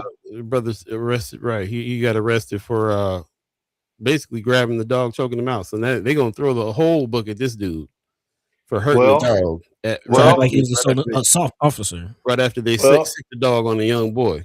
well, I don't know how true it is, but I've seen another narrative given on social media that the dog choked out on tear gas. And okay. And then I also heard another, and this is from people that was there, from my understanding, and I could be wrong, but this is the other theory. They're saying gunshots came from inside of the house, and everybody is saying no, the gunshots came from the Omaha Police Department.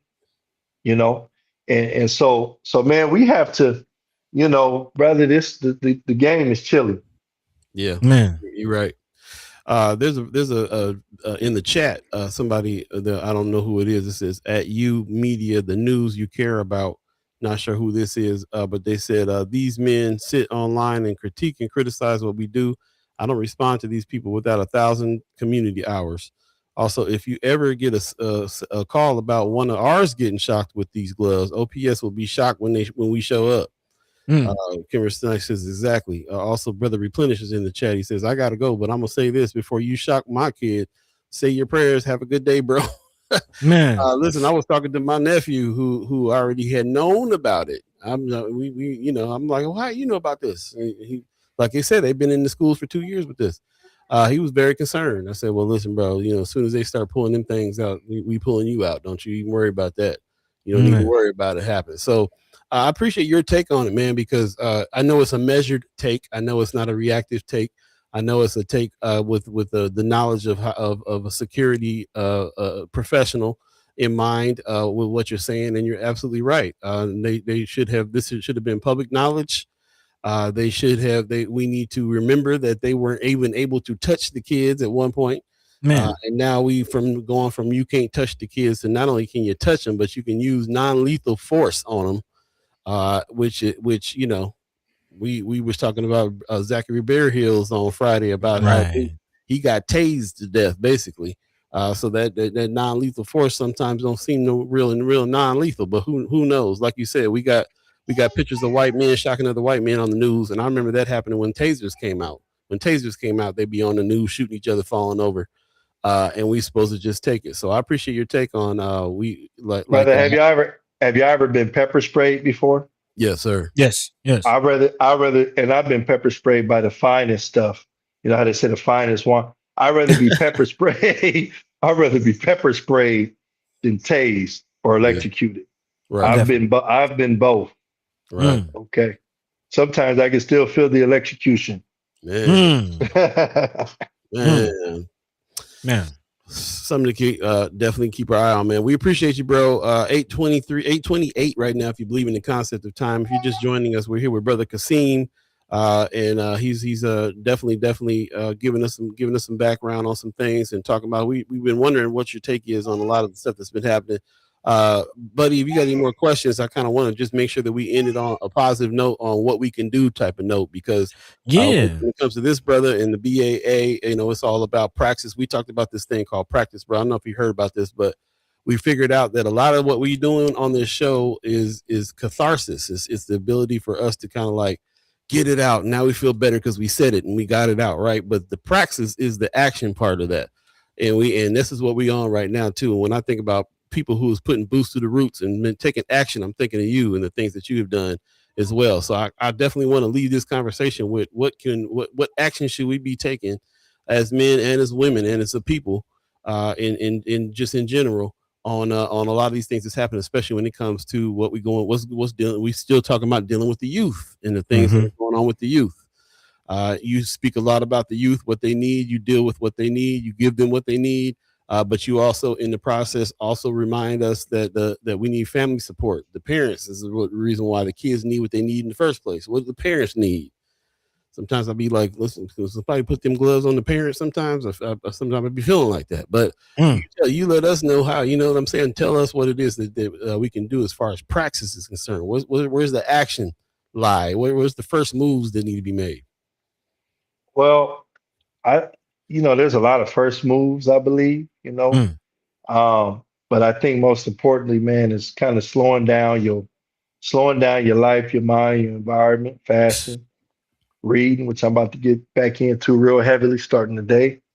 And just kind of assessing our own personal lives and something we all need to do a little bit more of, a little bit better at times. And man, just find your place in this. You guys do a tremendous job with keeping the community informed, and this is besides Brother Will King, man, this is all we got. We don't have, so we need to centralize around getting the real information out and stuff like that. But as far as the community, man, I just think that everybody needs to take a step back, man, assess what's really happening, study our way out of it. Because I'm so action oriented, I'm the type of person I'll do something and then be like, man, I told you that we could do this or whatever the case may be. My words are short a lot of the time. I say something and hell, if you don't believe it or whatever, then we'll show you and whatever. So feel that, man. Black August must be your favorite deal. Then they say to study, to fast, to train, to fight. The roots of Black August. So I don't know if you're still there. It looks like we might have lost you, but I appreciate you saying that. That's kind of, it brought me right back to this, the tenets of Black August, the roots of Black August. We can study our way out of it. What he just said. He said, pull back, fast, train, fight, get ready, get yourself together and yourself and your family. So appreciate it, bro. I don't know if you're still there. Looks like we might have lost him. Yeah, but I appreciate everybody who jumped into this as well, and everybody who's in the comments, giving them some love too.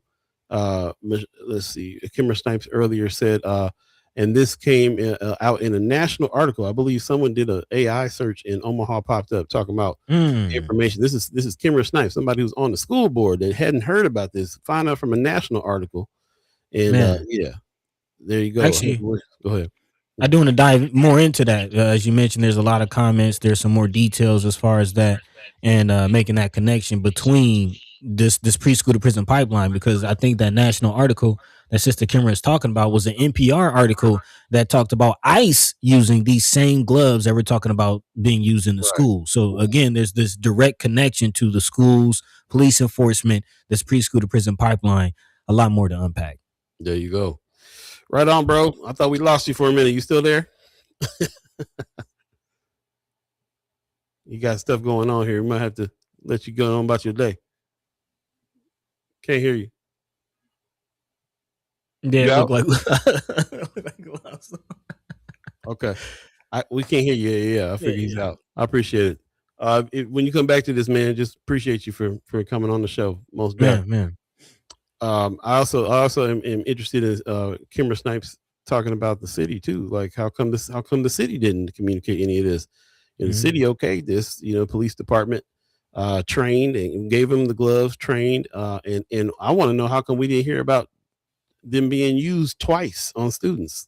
What happened, Channel 7, to your coverage on that? What There's some questions. And the I say city. we take a break, come back, dive into it. Love that. Am I missing Sherman? No, I'm seeing somebody say absolutely Sherman. Where's Sherman's comment at? Really, I don't see Sherman in the chat. Yeah, maybe. Okay, I see. Okay. Yeah, well, let's take a quick break. We'll come on back.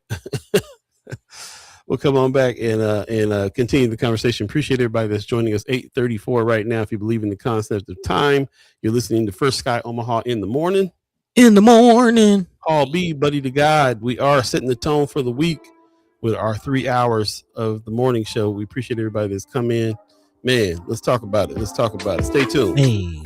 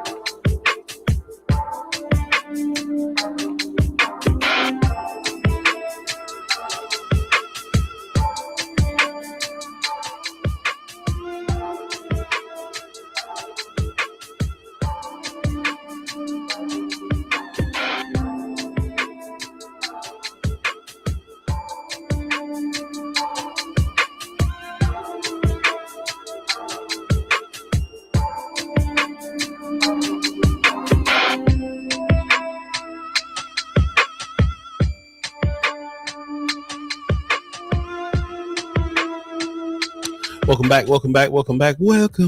First Sky Omaha in the morning. Paul B, Buddy to God. Man, we about halfway through. Just want to reiterate, put this on your calendar, August 30th. Save the date. It's the NOCP Gala. It's gala season coming up. We're going to get our gala together as well, man. Man, running out of time here. Man, I got all the dates, but yeah, man, save the date. Definitely support, because NOCP does great work. I'm very, very happy about the partnerships that they got going on, and it'll be real cool to see the Survival Club walk in this gala as well. She says, rebuild, uplift, and empower. This is what NOCP is all about. North Omaha Community Partnership, happening Sunday, August 30th from 3 to 6. Definitely look them up, get your tickets, whatever it is you need to get, and please support that situation with them as well. Really, really appreciate that. Also, shout out to Black in Action, man. Got every time I'm digging more into what they got going on, I'm seeing this is what we needed. Shout out to Senator Ashley S-5B, who put this 50C4 together, because it's not enough to just be a nonprofit organization with no area of focus, but you can make some political progress, what they in our lanes of change, we call it political power. And that's one of the lanes, and that's being built here with Black in Action. As a matter of fact, they're paying canvassers $26 an hour, man. Registered Black voters across Nebraska, flexible part-time hours, training provided, no experience needed. Hit the link, go ahead and go to Black in Action and get busy with them, doing the good work on that as well. Also, they Brother Qasim talked about it today. This is back to school day as well. Haircuts is happening now. This is August 17th, so this is today, from 11 to 4. People are getting their haircut to get back to school. Shout out to NONA, North Omaha Neighborhood Association, and 87.9 The Culture. Man, shout out to DJ Mr. Soul, doing big things over there with the radio channel. Highly suggest you download the stuff you need in order to listen to 87.9 The Culture. And they're doing that back to school haircut and braiding drive. So if you still need that today's the day. You might want to figure out how to sign up and get down there. It might be all booked up already, but you can give it a try. But shout out to them for doing all those wonderful, wonderful things. And then, of course, Issa Trap is back, man. Shout out to Joaquin Fox for putting this together. This is one of the dopest shows. This is some artists, modern day artists, some rappers, some beat makers that they team up with the Omaha Symphony, and they do like symphonic trap music. It's super dope. I've been to a couple of events that Joaquin's put on. This time it's going to be at the Jocelyn on August 27th. This is a very interesting show. I highly suggest you check it out. It looks like they got 3 different shows: the gallery experience, the live performance, and the networking mixer is all going on from 4 all the way to 9:30 on that day. So mark that day off and get down with some folks that are doing some really inventive stuff. Shout out to Joaquin Fox. Also, while we're talking about Joaquin Fox, definitely check out Dreamland Report, because he's been putting some things out there too, still in the conversation, still in the news gang, still providing some information and some context. We appreciate the work that he's doing over there at Dreamland Report as well. And shout out to Joaquin Fox, man. So a few things going on around here. Also, we ain't done with the jazz. There's a Labor Day weekend of jazz coming up as well. Hey. Shout out to the Love 'em Festival. They always bring out some heavy hitters as well. Pieces of a Dream is going to be in town. I can't wait to see them. One of my favorites of all times, man. Yeah, it's going down, bro. Friday, September 4th and 5th. Say again. Every time we look up, man, some more heavy hitters coming through in town, bro. Heavy hitters, man.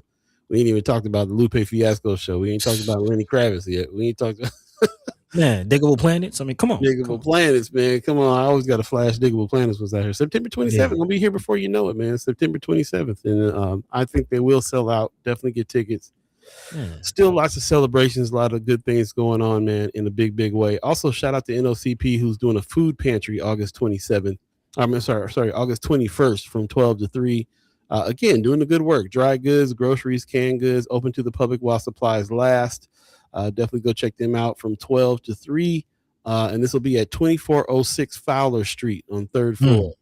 If you need some more information, you can give them a call, 531-772-5810, or go to North Omaha 8. I can't see it. North CP. CP. Okay, got you. CP.org, community partnership. That's what's up. North Omaha Community Partnership. Definitely check them out and help them out too. You know, they always need, my bad. They always need volunteers. They always need food supplies. They always need things in order to help the public as well. If you don't need the help, then maybe it's an opportunity for you to give the help. Team up with NOCP. It's the North Omaha Community Partnership, after all, because teamwork makes the dream work. So yeah, appreciate that. Appreciate all of you. Appreciate all your comments. I didn't get too far into them, man. Sherman is U Media. Okay. That's okay. All right, cool, good. Yeah, it was funny, man. I was like, I don't know who this U Media, the news you care about is, but I will say that he talking right. He's talking talking that talk. He's saying them things. And for the Sherman Wells, I appreciate that, man, for sure. Yeah, man. Appreciate everybody who's joining us today, and thank you for your comments. And we're going to move on to some other things happening. I do see Brianna Full in the chats from the school board. Appreciate you. So any school board member that doesn't support getting rid of the gloves should have to take a shock from the gloves themselves to see if they like it. Hey. Again, I appreciate the board members, Sister Cameron Snipes and Bree Full chiming into the chat. I hear you, Bree. I hear you. Let's go ahead and dive into that. Yeah, that's what's up, man. Yeah, actually a lot of comments coming into the chat about that situation. Big shout out to everybody paying attention, chiming up, having the voices heard on this, because again, this is definitely one of those situations where teamwork is going to have to make the dream work. For those who don't know, again, there was a report by NPR, a national report that talks about the possible implementation of these shock gloves in ICE agents possibly getting those. And in that report, it talked about several other police forces around the nation, Oklahoma, New York, having used those gloves before. And now it is coming out over the last week or so that Omaha is no exception of the situation. And even the school resource officers, again, Channel 3 reporting, OPD says the school resource officers have shock gloves at 29 schools. 29 schools, and they've been used twice on students. As we've mentioned, school resource officers in Omaha, Westside, Millard, Elkhorn school districts have access to the gloves and can deliver an electric shock the same technology, again, ICE is considering implementing. Again, this preschool to prison pipeline right in our faces, right in our faces. Again, 29 different schools across OPS alone. That's not including District 66 and Millard and Bellevue and all these Papillion, La Vista, all these other school districts that could possibly be using this same situation. And again, we don't know how many kids in those schools have been encountered with these gloves. But according to his website, oh man, right. According to this website, OPD has school resource officers, or again SROs, in about 34 schools, and of those 34, 29 schools currently have the gloves active, and with plans to train officers at the remaining 5 schools. So just about all the schools in OPS will possibly have these gloves on campus. And without getting too much into it, I'm sure some of us have seen some of the demonstrations, as Brother Qasim had mentioned, white men shocking each other, grown men at that. Let's call it what it is. Grown 200+ pound men being taken to the ground by these gloves. So while again non-lethal on the surface, you talked about Zachary Bear Hills and several other instances where electricity and electrocution can lead to loss of life, and especially when we talk about young folk who are smaller, it's a slippery slope. It's definitely a slippery slope, and real cause for concern. But again, a lot of questions on how this became a case. Again, shout out to Bree Fool and Sister Camera in the chat, but also on social media expressing that they didn't know. A lot of questions on how this can happen. Personally, I can see how something like this can happen once the contract between OPS and OPD is signed. I don't know how much say OPS has on the OPD policies. And again, if OPD changes its policy, how much communication or notification does OPD or OPS really get? Is there that communication, or is it, which seems like in this case, when OPD changes their policy or implements new tactics, just kind of happens, just kind of goes? So where is the check and balance between that, and especially the use of SROs? And then before I kick it to the chat, because a lot of comments, I did want to talk about what Brother Deshaun Cunningham, who's kind of a part of News Gang, again, a citizen journalist, somebody who's been very vocal and active in far as, making sure we stay on top of what's going on. Apparently, he had a conversation with Chief Todd Schmaderer and shared some of the information from his conversation, saying the gloves were purchased last year to move away from tasers. According to Chief Todd Schmaderer, he says the thought process behind it was that the gloves only delivered 300 volts, where lasers are in the range of a couple thousand volts, or excuse me, tasers are in the range of a couple thousand volts. OPD are going to likely ban their use, but this means the more powerful tasers will be returned to use.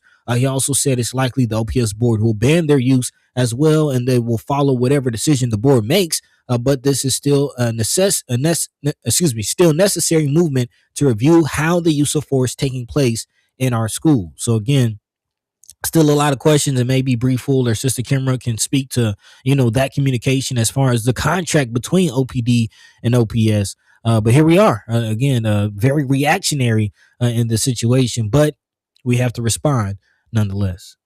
Yeah, one of the things that we've learned in this whole process is something that I didn't know, which is that the SROs are basically under the jurisdiction of OPD. They're part of the police department. They're not staff of Omaha Public Schools, the school, right? So that's a new one on me, because I know that the security guard, I went to high school so long ago that when the security guards was securing my school, they were part of the staff, and didn't realize that there has been a switch where that's SROs are basically just cops on campus. And this is the reason why they got the training from the police department with the gloves. And this is the reason why they got the equipment from the police department with the gloves. And so, so that question about these contracts is definitely one. Had they ever had a say on what the SROs do and don't do on campus, if they're part of the Omaha Police Department? These are questions that came up, and if I missed that point, then it got reiterated to me that that's who they're associated with. That's who they work. That's who they work for, not the school. So that's definitely part of that as well. Also, Pops is asking, were the 2 kids shocked people of color? And we're still trying to figure out who the two kids were that they got used for. This is something else. Also, the board does not know.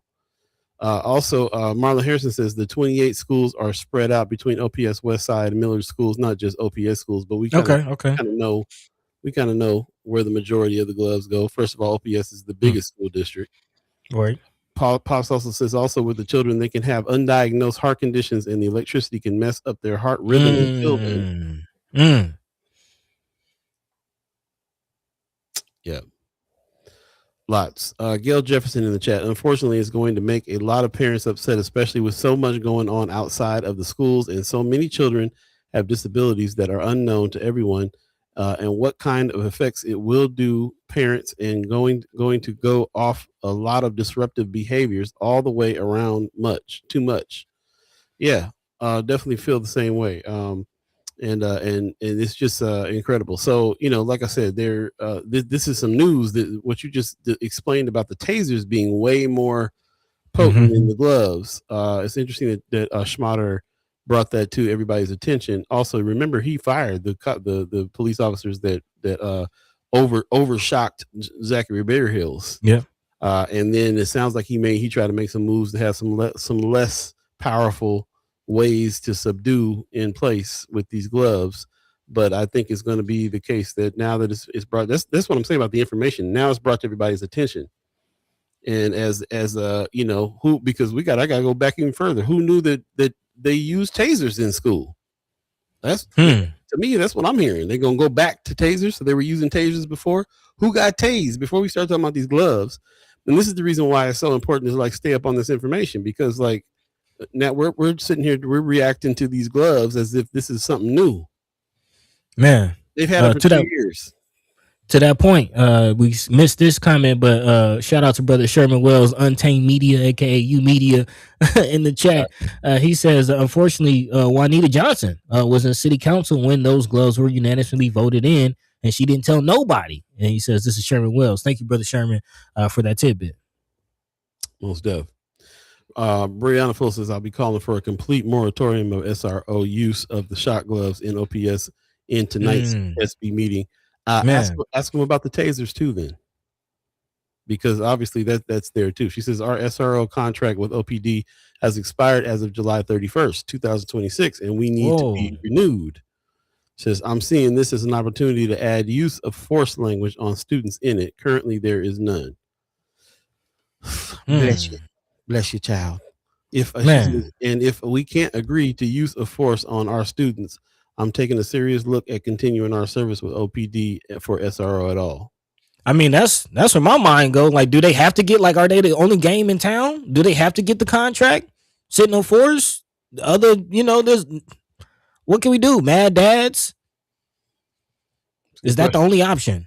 It brings up a lot of questions. How many SROs are there? We have to ask a lot of questions. This is what I'm learning. This is what I've learned over the years of doing this from Kimmer Snipes. We got to ask all the questions. I don't care if you're irritated about all the questions. We got to ask all the questions. So how many are there? If Schmatter's talking about going back to tasers, how many times did they use tasers before? How long have tasers been in the situation? If we can get another security team in there, how many people do they have to come up with to match? How many schools are in OPS? How many SROs are in the school? There's a tons that we don't all the way know and need to understand it. And so I'm relying on Brieful, Kimmer Snipes, everybody who's on the board, who's already probably doing that research and going to have these conversations in these meetings to kind of find out what's going on. If there's some alternatives or what's happening, because we need to know. Man. We need to know. Yeah. I'm skipping over a few comments for various reasons. Are there some things that are standing out to you? No, I'm looking. I pretty much I definitely wanted to more so just highlight what we're seeing from the Sister Kimmer Snipe and Bree Full. Thank y'all for joining the conversation, because we need to hear from y'all in this conversation. Some very, very useful and valuable information. So thank you for that. But other than that, no. And not just y'all, we need to hear from the staff, because what we're understanding too is that a lot of times when we find out there's things going on in the school, the first thing we do is hit the school board with it. But the school board ain't always they're not the ones who are, they're not the staff. They're not the ones who implement these things and do these things. A lot of times things happen with the staff that don't even get to the board in any kind of timely manner. And the board is there to suggest ways of doing some things. But ultimately, the superintendent, ultimately there's some other people that are making some decisions on what goes down there. Fortunately, our board has a very great relationship with the superintendent. At least Kimmer Snipes and Bree Full and them do. And it sounds like the superintendent didn't know what was happening either. So again, the lines of communication on these things, it's almost like the police department is just doing what they want to do in the schools, however they see fit. And what's the protocol here for letting people know what's happening? Like letting the staff and the board know what's going on. What is the protocol? You just get to just do what you want to do over there with the kids. They go, this is how you start. This is how you mess up, start and mess. This is how you do it. You already see what brother Wells and them said. You already see what we said. Like, let somebody put them shock hands on our kids and see what happens around here. I mean, I'm kind of curious why this didn't come out when the 2 kids got shocked in the first place. Like, that's what I'm saying. Right. That's what I'm saying. Why we scour the media daily in order to do these shows? Why haven't we heard nothing about it from the media? Who are the kids? Where do we got to go? Do we got to go to the police department to get that report? Where do you got to go to even find out who the kids are? Great question. Great question. Arrow 402 says, how many firearms are in the school? This is the other thing. And I appreciate you bringing that up. You're the one that brought this up Friday, because you reminded me, we also have been talking about arming teachers. There's policies presented. So, again, policies presented, right. This is something else I imagine the board would be just, like vote all the way against arming teachers. I don't know. So, that was a possibility a while back too, if you remember that. So again, where do you even begin to think about these things when you think that?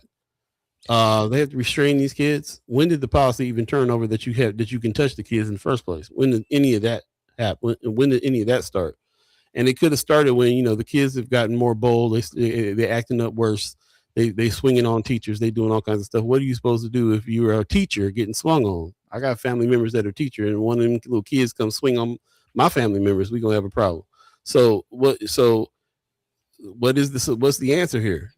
Man, it's taser gloves. I do want to add in this next article to the conversation and take this a step further, because it's not just that. To your point, there's also this talk of the seclusion rooms that we have to discuss as well. And yet, it's a whole nother thing, but we got to talk about it. And, Bree, Kimra, if y'all still in the chat, definitely love to hear y'all take on the use of seclusion rooms in OPS. But this is something that's been discussed statewide. I believe Lincoln Journal Star actually reporting on this as far as community members responding to the reported use of seclusion rooms, or let's just call it what it is, the whole.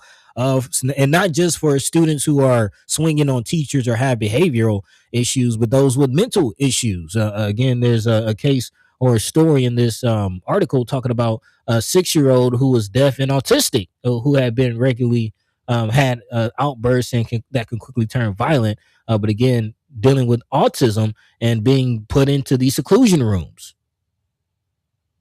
And again, I don't know how much conversation we need to have, but there's plenty of study out there on the effects of seclusion, on the effects of isolation, on the effects of the whole, on fully developed adult inmates, not to mention an underdeveloped child. So again, when we talk about discipline in our schools, where are we going? Where are we going?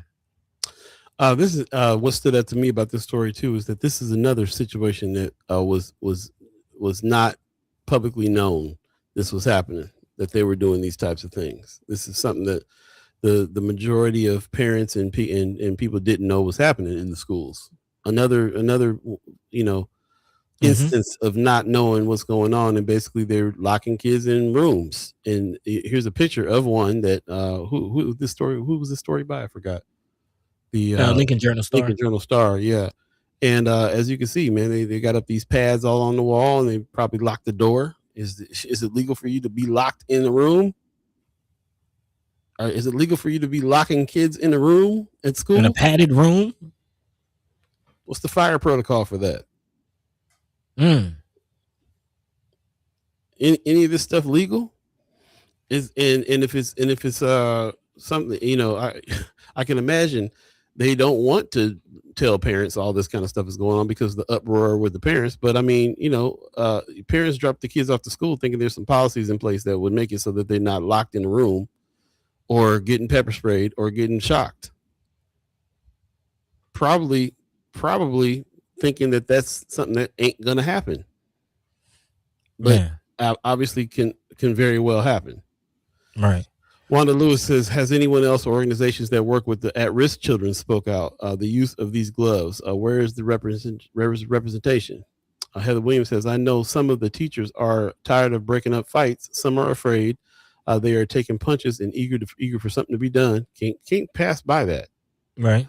Can't pass by that fact as well, because it is, you know, she added on to their tasers and gloves are not the answer though. But what is the answer? Because we can talk about hundreds of instances where kids are wild out, and we also live in an era where your kid wild out, and then the parents will come up like, why'd you put your hands on my kid instead of the kid getting in trouble like it was back in the day for me. Well, to that point, I was raised under, you know, spare the rod, spoil the child type mentality. I definitely got whippings, or as, you know, folks call it down here in the South, a little straightening. And it is a point that is quite interesting what Brother Qasim said about the fact that I can't discipline my child with love within the confine of my home, but when as a result of that, they go out and react in society. Now you can shock them and lock them in padded rooms. Like, please make it make sense. I can't discipline my child without fear of them being taken by CPS, but you can do all of this. And again, going back to our conversation with Brother Qasim, that's the answer. The families. It starts at home. I didn't swing on teachers because I knew pops was gonna get on my head. I mean, and I was raised with more respect than that. But again, if parents can't whip the child, if parents can't discipline their children, if parents don't have the resources, what do we expect? Feel that. Pops at the chat says, if they use seclusion as punishment for hardened criminals, how much more would children be affected psychologically?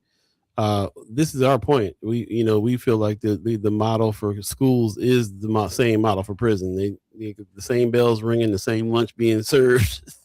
They got a hole. They got gin pop. They pretty much setting them up for school. This is the whole theme of this season the whole theme of this day today is the preschool to prison pipeline. Mm-hmm. Part of it. It's all part of it. 9:01 right now. If you believe in the concept of time, you're now in the third hour of First Sky Omaha in the morning. Appreciate everybody who's joining us, and appreciate most people who are in the chat, in the comments, having this conversation. Appreciate everybody who's sharing their experiences as well. What it is they've had to deal with, and the kids had to deal with. Those are the ones that are really standing out to me too. You know, it's people that are just understanding what's happening here, because man, you can't really take example from when you went to school. I went to school so long ago. Everything is different. Times are changing. Times have changed. It's even more than that. Let's take a quick break and we'll come back and jump back into the conversation. You're listening to First Sky Omaha in the morning. All be buddy to God. Hey. Stay tuned.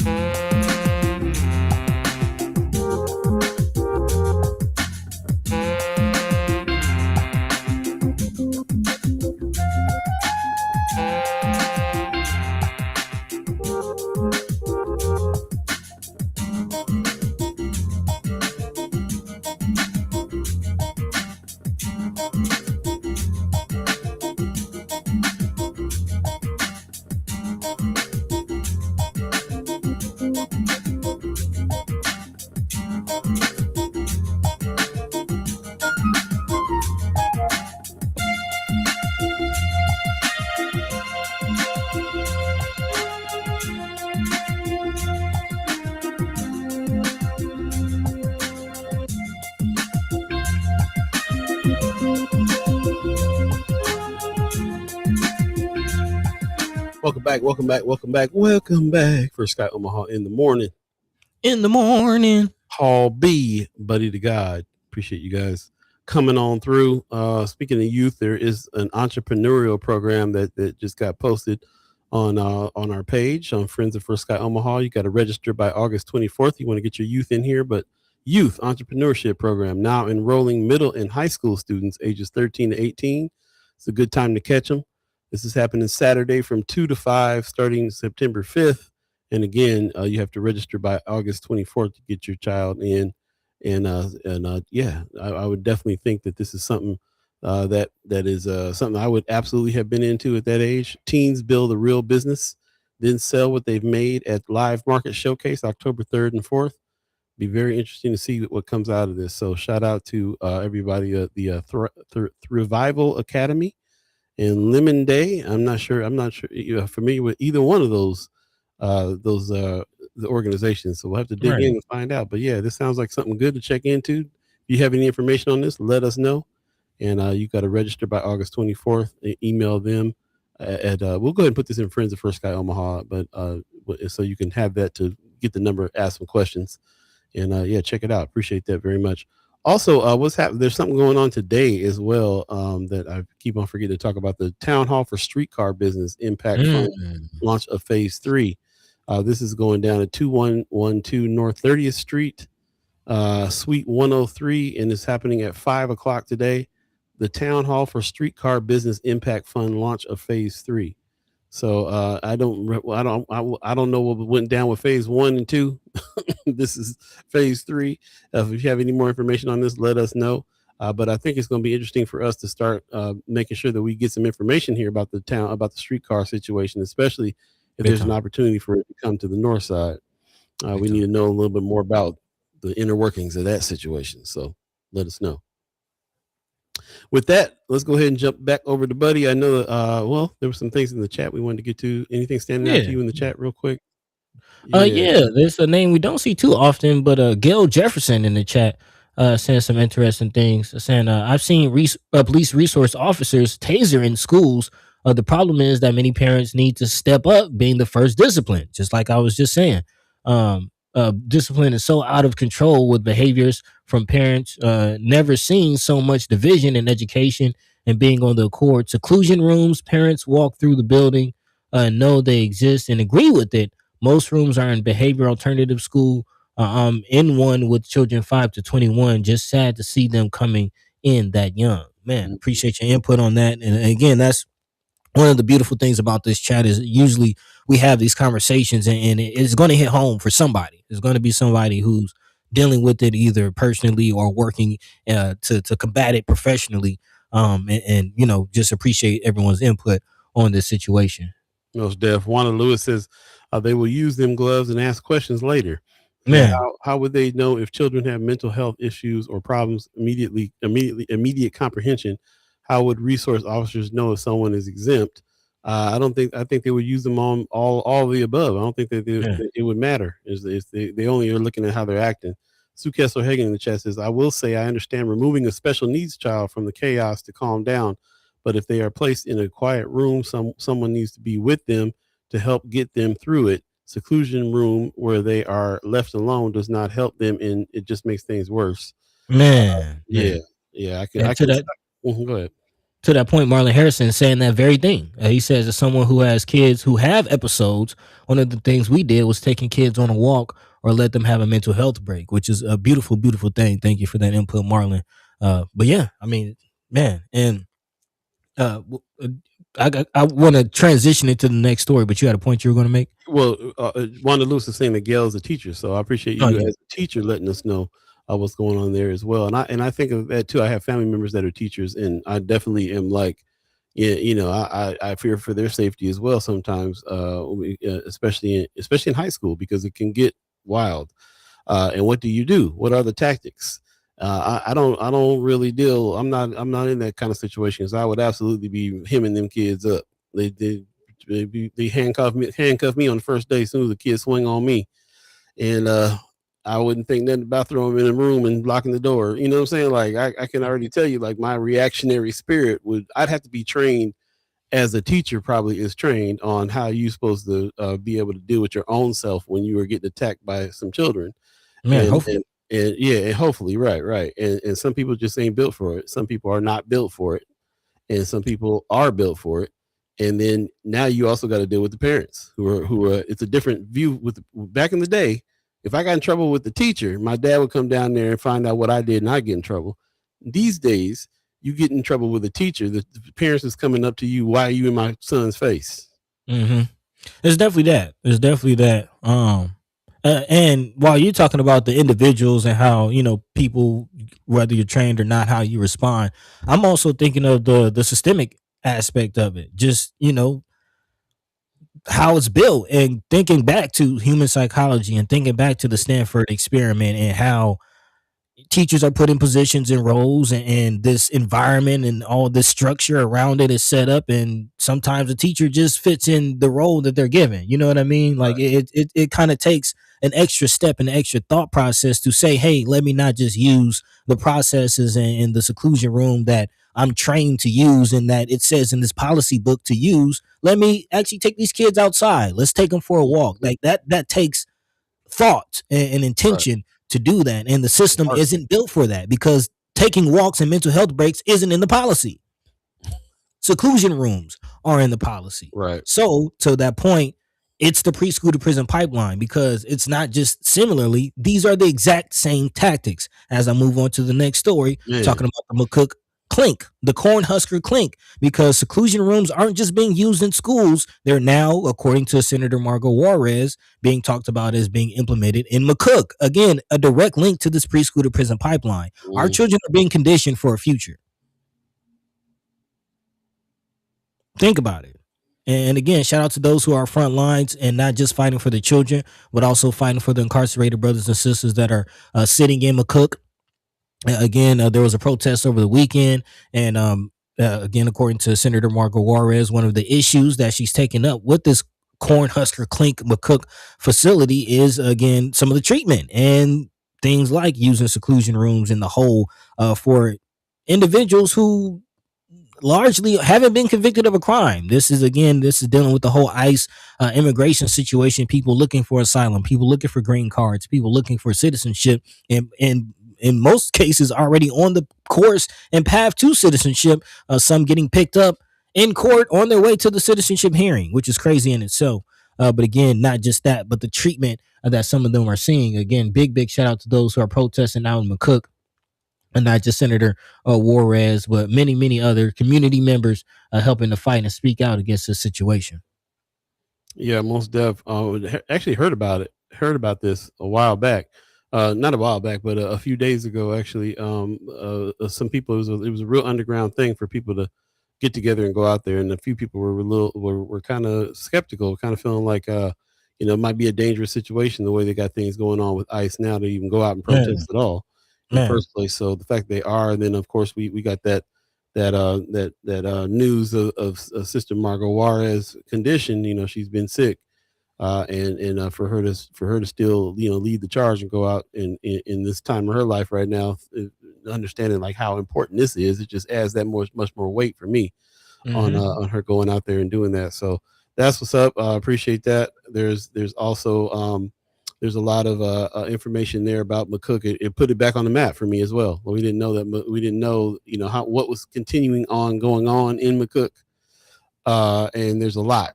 There's a lot of situations there that we feel like are sometimes under the radar. We don't quite know. We're not up to date yet on what's happening. We kind of pass by it in the news.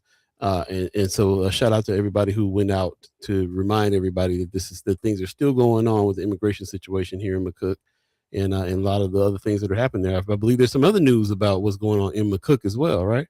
Yeah, this is actually a report coming out of Hastings, Nebraska, local KSNB4, a local news outlet in, again, Hastings, Nebraska. And it's interesting. It is quite interesting to see how the community of McCook is rallying around the situation. McCook organizer Courtney Swanson, who was quoted in this article, said the facility does not represent the community. My thoughts were that it was absolutely god awful. It should never have been turned into an ICE facility. It should have stayed the same as it was as a work ethic camp.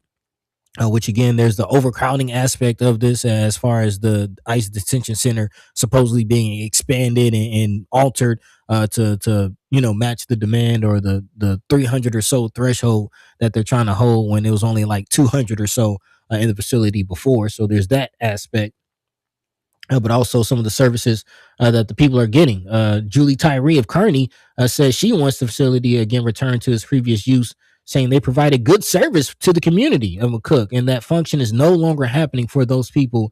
And I think that's wrong. Again, this doesn't go necessarily into some of the realities that they're facing inside. But if you look at nationally, what's happening for ICE protesters, ICE journalists who's covering the situation, and again, ICE detainees themselves. Look at some of the situations going on in Texas. Look at some of the situations going on in Florida, New York. Also, there's a report, I think you shared this, Paul, about a journalist who now been held for days with an open wound, and just it's not a good situation in some of these ICE detention centers. So again, big shout out to the community members who are speaking up and are doing something, more importantly. And I definitely got to say, speaking up about this situation is interesting because of all the publicity that Minneapolis got when the two people in Minneapolis got shot and killed by ICE. You could see the propaganda machine spin down the news on all this news, and less and less has been in the news about things that are going on with the immigration. And you're just not seeing it. So it really has been, people that got boots on the roots, boots to the roots, people that are there in the moment, people that are protesting, people, these are where we're getting most of the reports from all this stuff, while the temperature dies down on immigration in the news.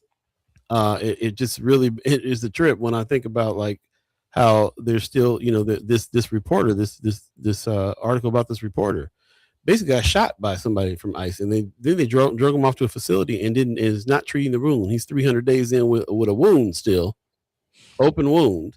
Why isn't this front page everywhere? Because the propaganda machine is winding down the news on immigration, while immigration is chiming up, while different tactics are being used, like shot gloves and everything else is still on the move.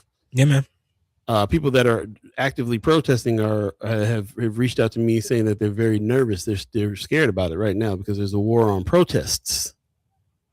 There's a war on protesters. You're treated as a criminal if you go out and protest now, and you're thrown in these facilities and all kinds of stuff. So yeah, it's definitely something to get into in a big way. I would say a step above criminal, like domestic terrorists. Like they act like you trying to bring the country down because you protesting. It's real. So where it's gotten. It's definitely where it's gotten. That's real. Right on. Appreciate that. We got a few more things to get into before we get out of here, and we appreciate everybody that's sticking with us throughout the show.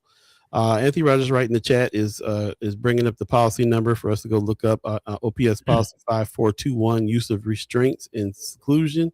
I appreciate what Bree Full is talking about when she's saying all this stuff has to be looked at again when it comes to how it is that we can deal with our kids. I'm so happy brothers Qasim came on here reminding me about how it used to be not too long ago, where you couldn't put your hands on the kid. What are you gonna do now? William King, 95.7 The Boss, he's in the chat talking about it being on the parents. The parent, if the parents were more involved in the kid's life, then these things wouldn't be happening.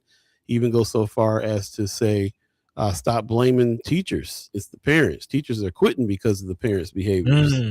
Yeah, I do know some cases of teachers that have quit because of parents coming up there messing with them about how they are doing, how they're trying to restrain their kid. This is definitely a thing for sure. Also, Tony Johnson in the chat is saying this might be a part of this issue, that the role of responsibilities of administrators, security, community groups, etc., are now being put on the teachers. As soon as they started talking about arming the teachers, you knew they were going in the wrong direction with all that. For real. Teachers need to be protected.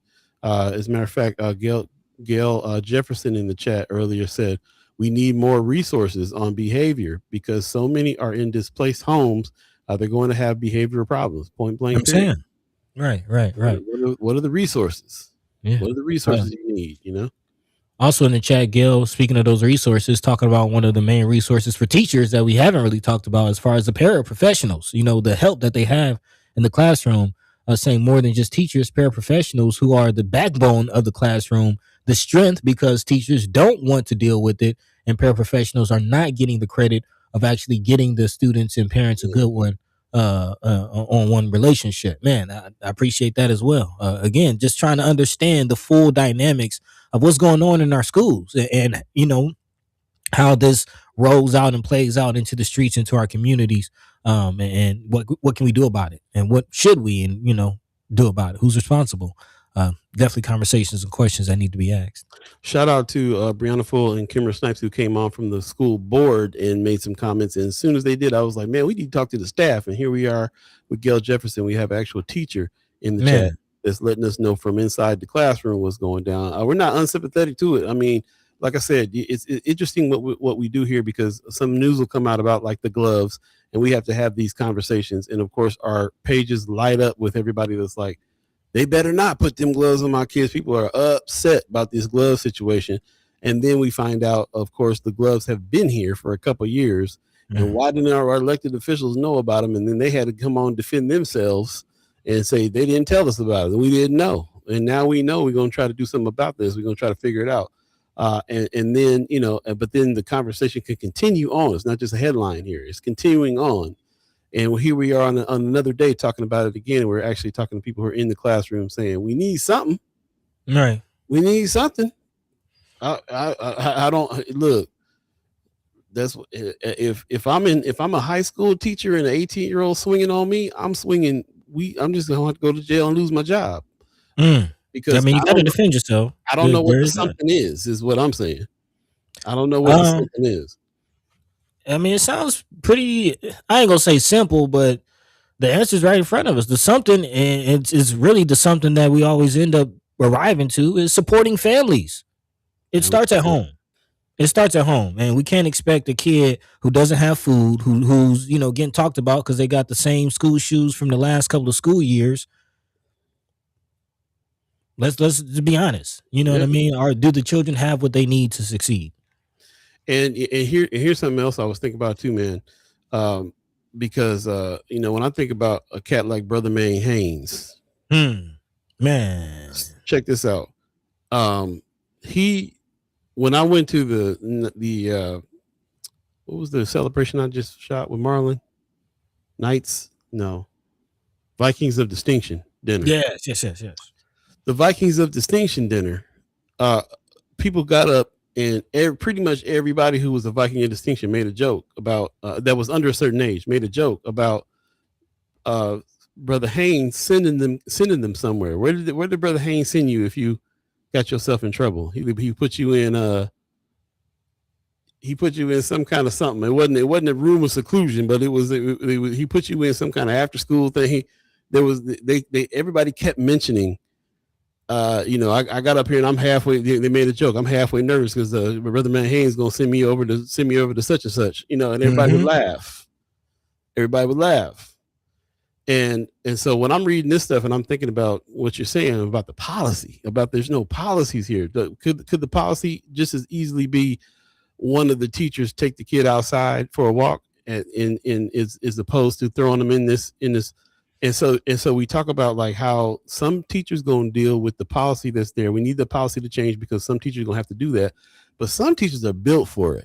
Brother Man Haynes, what he was built for it. You did what he needed you to do because you respected him. Not just because he knew your mom and he'll call you mama. Not just because he'll put you in this room or whatever the deal is. He'll discipline you, but he'll also know you and care about you. And I didn't even go to school here, bro. And I've met him a couple of times, and he's already like mentor status for me. He's already like, "How you doing, young brother?" You know what I'm saying? Like he make you feel like you part of this community, and you better act right because this is the standard that we setting around here, and that's what it is. Every teacher that's out there is not going to be able to be that kind of a teacher, so they need to lean on that policy a little bit more in order to act out. You know what I'm saying? Like I would need to lean on the policy hard. You didn't even make the policy.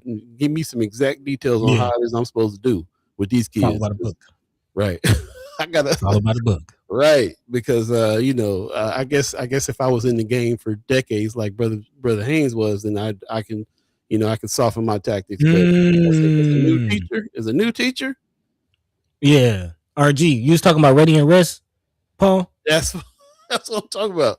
That's what You I'm know what talking that about. is, right? Nah, what is it?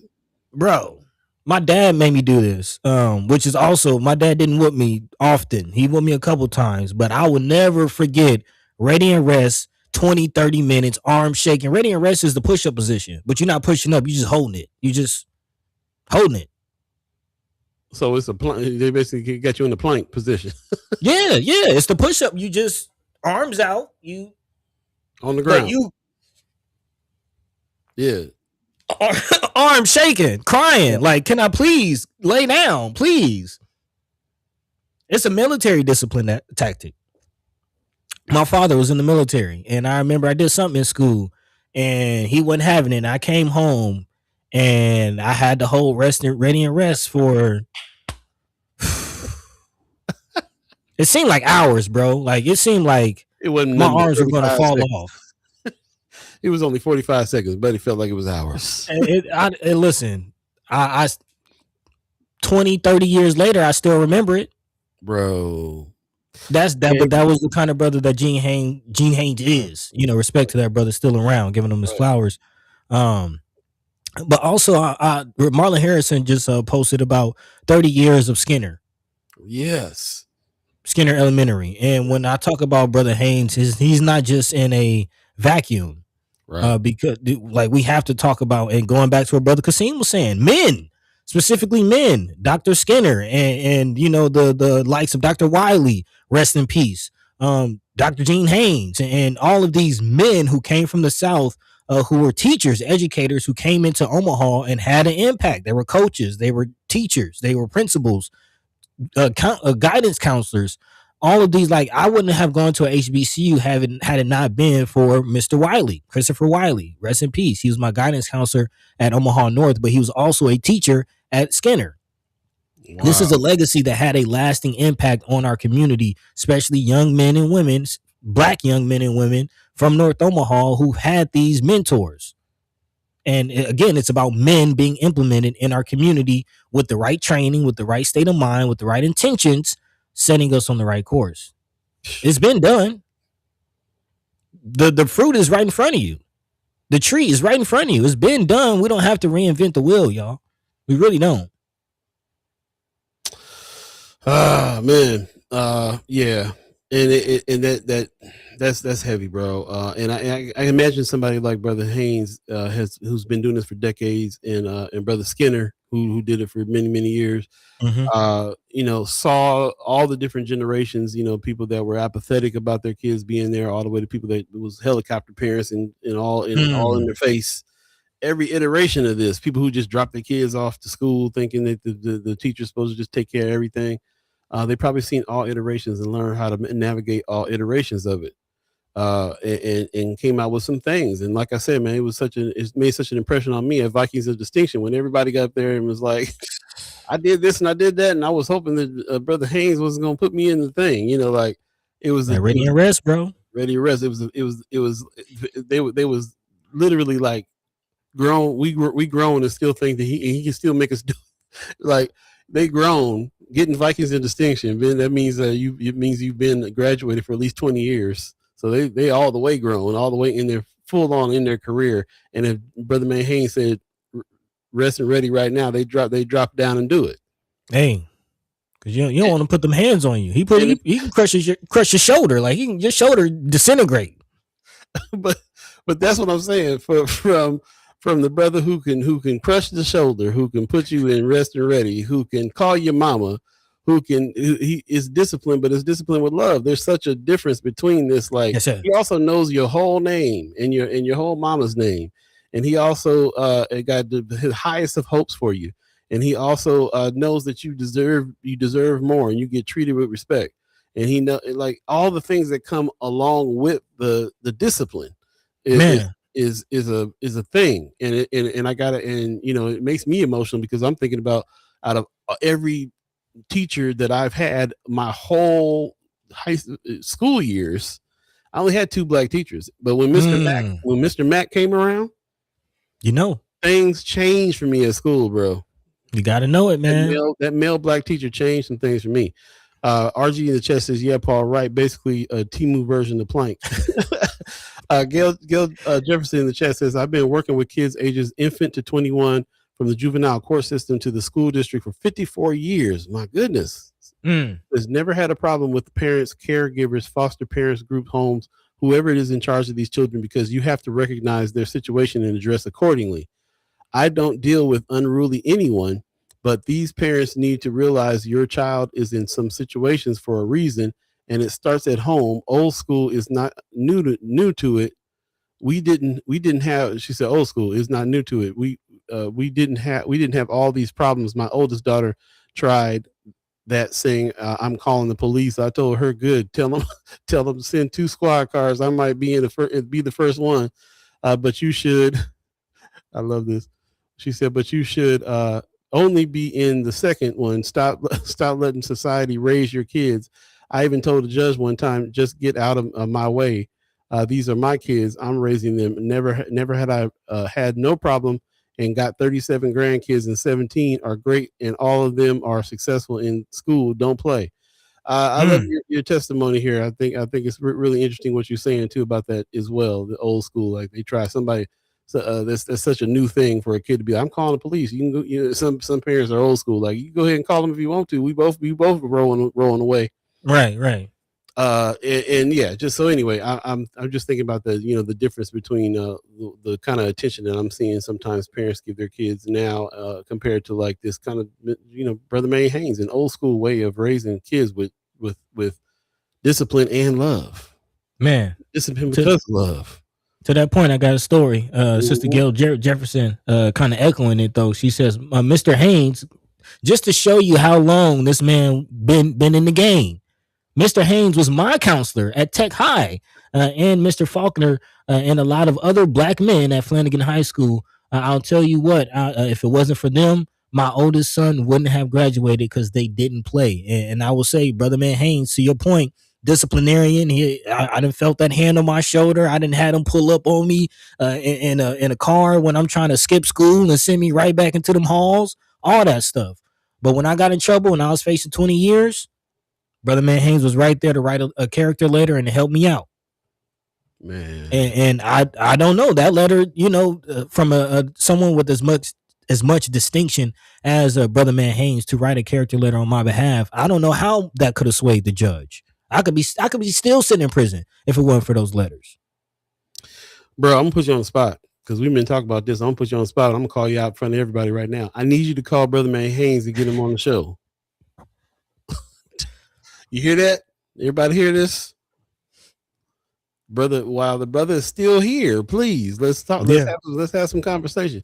Tony Johnson said, I remember being at the meetings for African American Achievement Council. Brother Wiley was good at explaining day to day at the high schools for parents who express their concerns. We need more of that kind of man. Rest in peace, Brother Wiley. RG says 2 things you don't want to walking in the halls north back in my day. Ready rest from Mr. Haynes and handshake from Dr. Thomas Harvey. Wanda Lewis says Miss Blackburn and Mr. Barbie didn't have a problem taxing that behind. Okay, Miss Blackburn. Who are these folks? Are these? You can tell me who these? I'm not familiar with those 2. And she ain't got nothing to do with Blackburn High School or Blackburn. Might let us know.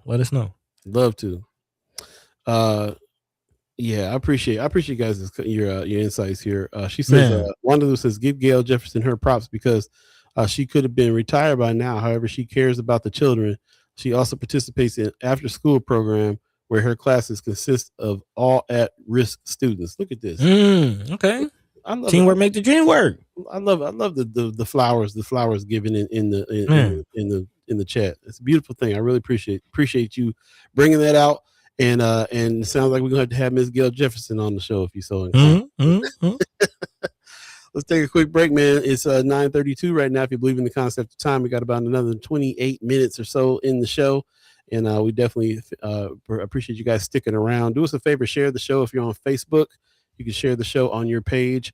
if you're on YouTube and you can share the link to somebody who very well might enjoy the conversation as well, please bring them in. This is definitely the part of the show where we want to talk about the good things that we got going on and figure out ways to make some change, to take some action on the things that we are complaining about, not feeling good about at all. Wanda Lewis says, yes, Blackburn is named after her. We got a guy. I need to hear more about Miss Blackburn. Need to hear more about Miss Blackburn. See what I'm saying, man? Man, we'll be right back. First Guy Omaha in the morning. In the morning. Paul B. Buddy to God. Hey.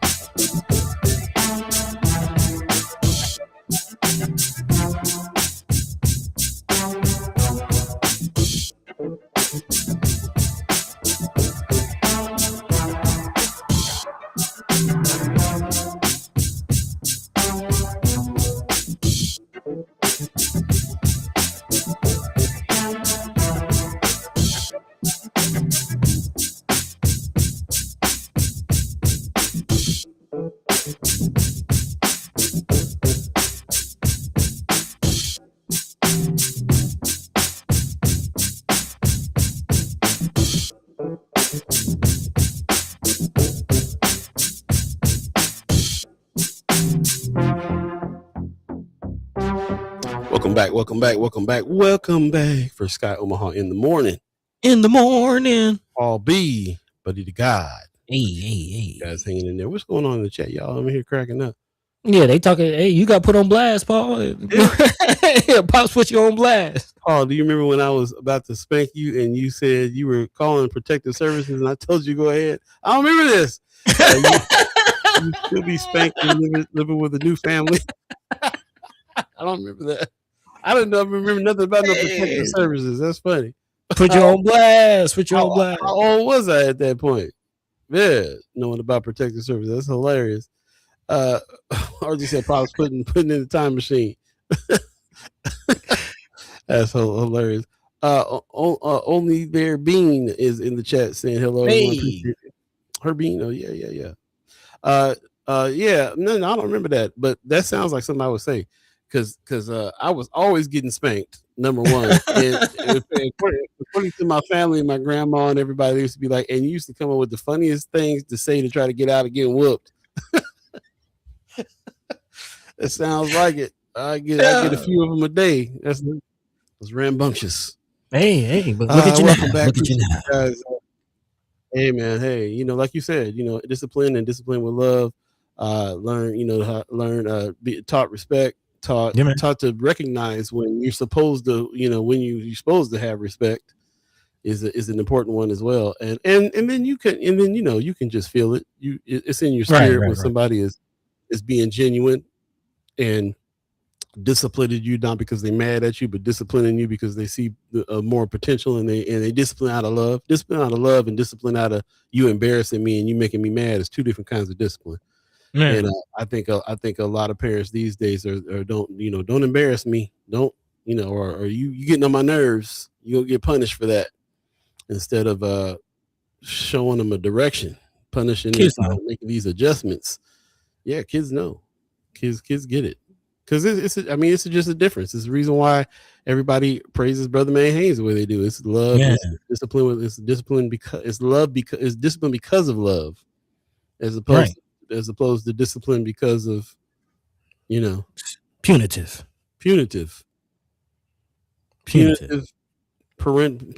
paternalistic ridiculousness that we live in this state. Right. And I mean, if the love was present, man, the preschool to prison pipeline just wouldn't exist. Period. True that. Man, so with that, I did want to end because we've reached the last stop of the preschool to prison pipeline, if you will, starting off with the childhood, the adolescent child care facilities and some of the, issues with that, and now ending with where a lot of, those who deal with some of the issues we've been talking about end up, unfortunately, behind bars. And there is some news behind what's going on with the situation at Nebraska State Penitentiary. Again, the reality of what you have to deal with once you end up in this last stop on this preschool to prison pipeline, and making it to the plantation. Let's just call it what it is. Again, slavery has been abolished in this country, except for those who have been duly convicted of a crime. So again, when you're behind bars, you're a new slave. And some of our brothers and sisters on the plantation right now dealing with some real dire situations. Of course, last week we reported on the water leak that has people walking around and living in their own feces and sewer water, and just a bad situation. And now we're learning that in the process of fixing that water leak, another issue has been created, and now they've struck a gas line, which now has led to the evacuation of 300 different inmates. So again, crazy situation. I think the actual number of inmates affected, because that's just the ones who had to leave their cells, but the number of inmates affected, this according to Lincoln 1011 now, about 715 inmates are currently affected. Again, NDCS said a pair of water line breaks had affected 4 of NSP's 9 housing units. So again, half of the housing units affected by this nonsense, in a situation that's already overcrowded. Let's add that into the effect. It's not like things were all hunky dory before this nonsense started happening. They're packed in like sardines in these facilities, and now half of the overcrowded facilities can't even be used. So now the other facilities most likely even more overcrowded, which again, there's been talks of possible riots. We played the phone call last week. So the situation is real right now for our brothers and sisters right now incarcerated. But again, this preschool to prison pipeline, that's, you talk about the money behind it, Paul. We got to talk about that aspect as well. New slaves, if you ask me. And you know what, you skipping a step too, because it was there was the overcrowding was the first part of it. And then there was a serious storm that wrecked a whole bunch of facilities, and then they were already doubled up because of that. Then the water prices hit, and you're right. We played if you missed us playing the audio from one of the inmates. Shout out to Paul Philman for providing that. Go back and check it out last week's episode, because you ain't gonna believe what these guys are talking about. The conditions are because of the water situation there. And now, as they're trying to fix this water situation, they actually hit a gas line. Now there's another problem.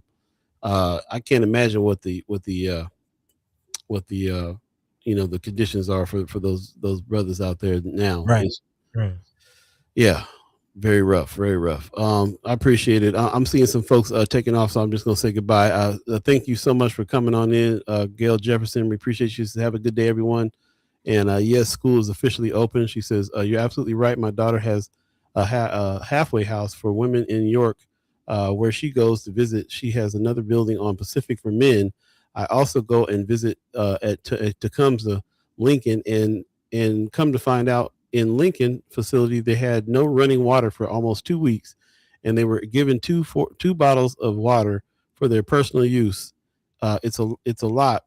You gotta get inside them walls. Yeah, man. We don't know the half. No. Like I said, we heard a lot from the brother who made the phone call about the couple bottles of water that they have, and now they're gonna cite them for using them for anything else but drinking. All the rest of that kind of stuff. Also, I want to say Sid Kelly is in the chat. Good morning. Says, good morning. As a teacher, I knew the kids needed respect before they give it, but they give it when you give it. I appreciate that. Yeah, Pop says, sorry, you said you were calling the police, not protective service. Yeah, that sounds more like me. I'm calling the police. I said, you were so smart. You always coming up with something. Doris, I still do. I love you, Pops. Appreciate that. Man, there you go. Thank you for, just wanted to give shout out to Gail Jefferson. Thank you so much for coming on and sharing your perspective. Learned a lot today from it. And I've been wanting to hear. You don't understand. I've been asking teachers for the past 4 years to come on the show, but they've been scared for their jobs and have not. And okay, so it's an extra blessing that you're on here, giving us your point of view here. I really appreciate you. Yeah, most real definitely. Culture of silence.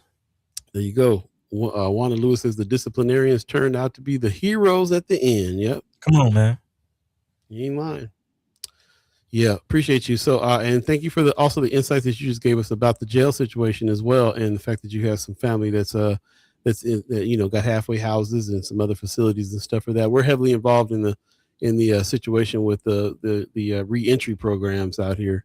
We actually teach citizen journalism to some of the reentry folks through the 180 RAP program at Metropolitan Community College. So this is, and I've been in the jail. I still have my card to go in the jail and film and do things.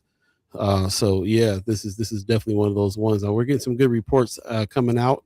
Shout out to Paul Philman, who's a man on the street when it comes to that in a big way. So I haven't had to go in, but he's been sending some information out, and we're definitely getting some inside information on what's going on out there with this situation, and we're keeping an eye on it. For Big real. big time. Actually, speaking of that, I do in this last 15 minutes or so of the show, as we wrap it up, I do want to talk about some solutions, and there are some recidivism things and some reentry programs that are coming out for the youth specifically to kind of combat some of this. Again, we're talking about this preschool to prison pipeline, but what are the solutions? We know the problem, but what are the solutions out there? And again, to your point, shout out to the good folks at not only 180 Rap and Diane Good, but the folks that support their work. Talking about MCC, this being reported by KETV. MCC, or Metropolitan Community College, and the Douglas County Youth Center have teamed up and are collaborating to help youth transition back into society through an expanded reentry program. Metro Community College's Fort Campus, again, where 180 Rap is housed, is expanding their program and following approval of a contract by the Douglas County Board of Commissioners, saying we're putting skin in the game. That's according to Tim Clark, who's MCC's Director of Community Impact. Shout out to Tim Clark and the work that he's doing. Again, some of the good things coming out of this that I'm very excited about is the programs. MCC and DCYC are brainstorming ways to bring equipment into the youth center to teach trade skills, providing better access to employment opportunities for youth after they are released, which again is a big thing that we learned about with MCC and 180 Rap, for the adult recidivism program. Some of the efforts that they have with the new bakery shop that they're about to open with Udalale, some of the other things that they have coming up, again, giving these individuals who are formerly incarcerated a path to provide for themselves that doesn't involve crime, or can put them in an environment that they can succeed, the environment that their family wasn't able to give them. I mean, let's just go back to the root cause. They got to get it somewhere, somehow, from somebody. So shout out to 180 Rap and now this new program with MCC and DCYC for, again, trying to provide solutions to the young folk, at least by the time they come out. Again, they've already been institutionalized, and we would definitely love more upstream solutions. And we can talk about this Bryant Resource Center here in a second. But definitely big shout out to MCC and what they're doing with this new youth reentry program. And I'm very positive about it. I've seen the good that it has done for the adults and the wraparound services that they put together for them. They had a life program that they were given that was even more wraparound services. Mm-hmm. There's facts out there. They got a 98% success rate when it comes to placing people in jobs. They've done this great work of having hundreds of jobs on the roster where people are already set up to employ people that are just coming out. They sold them on that, and they got them ready, and they get people jobs. And not to mention, it's a program through MCC, which means they also give them education. Mm-hmm. They have opportunity to get education, work, and then also just real life services as well. A place to stay, food if they need it. They hand away phones. They're giving away cars in some cases. There's all kinds of things that they're raising money for in order to be able to help folks come out and do the good work. So they've been so successful, and I would argue the most successful reentry program around.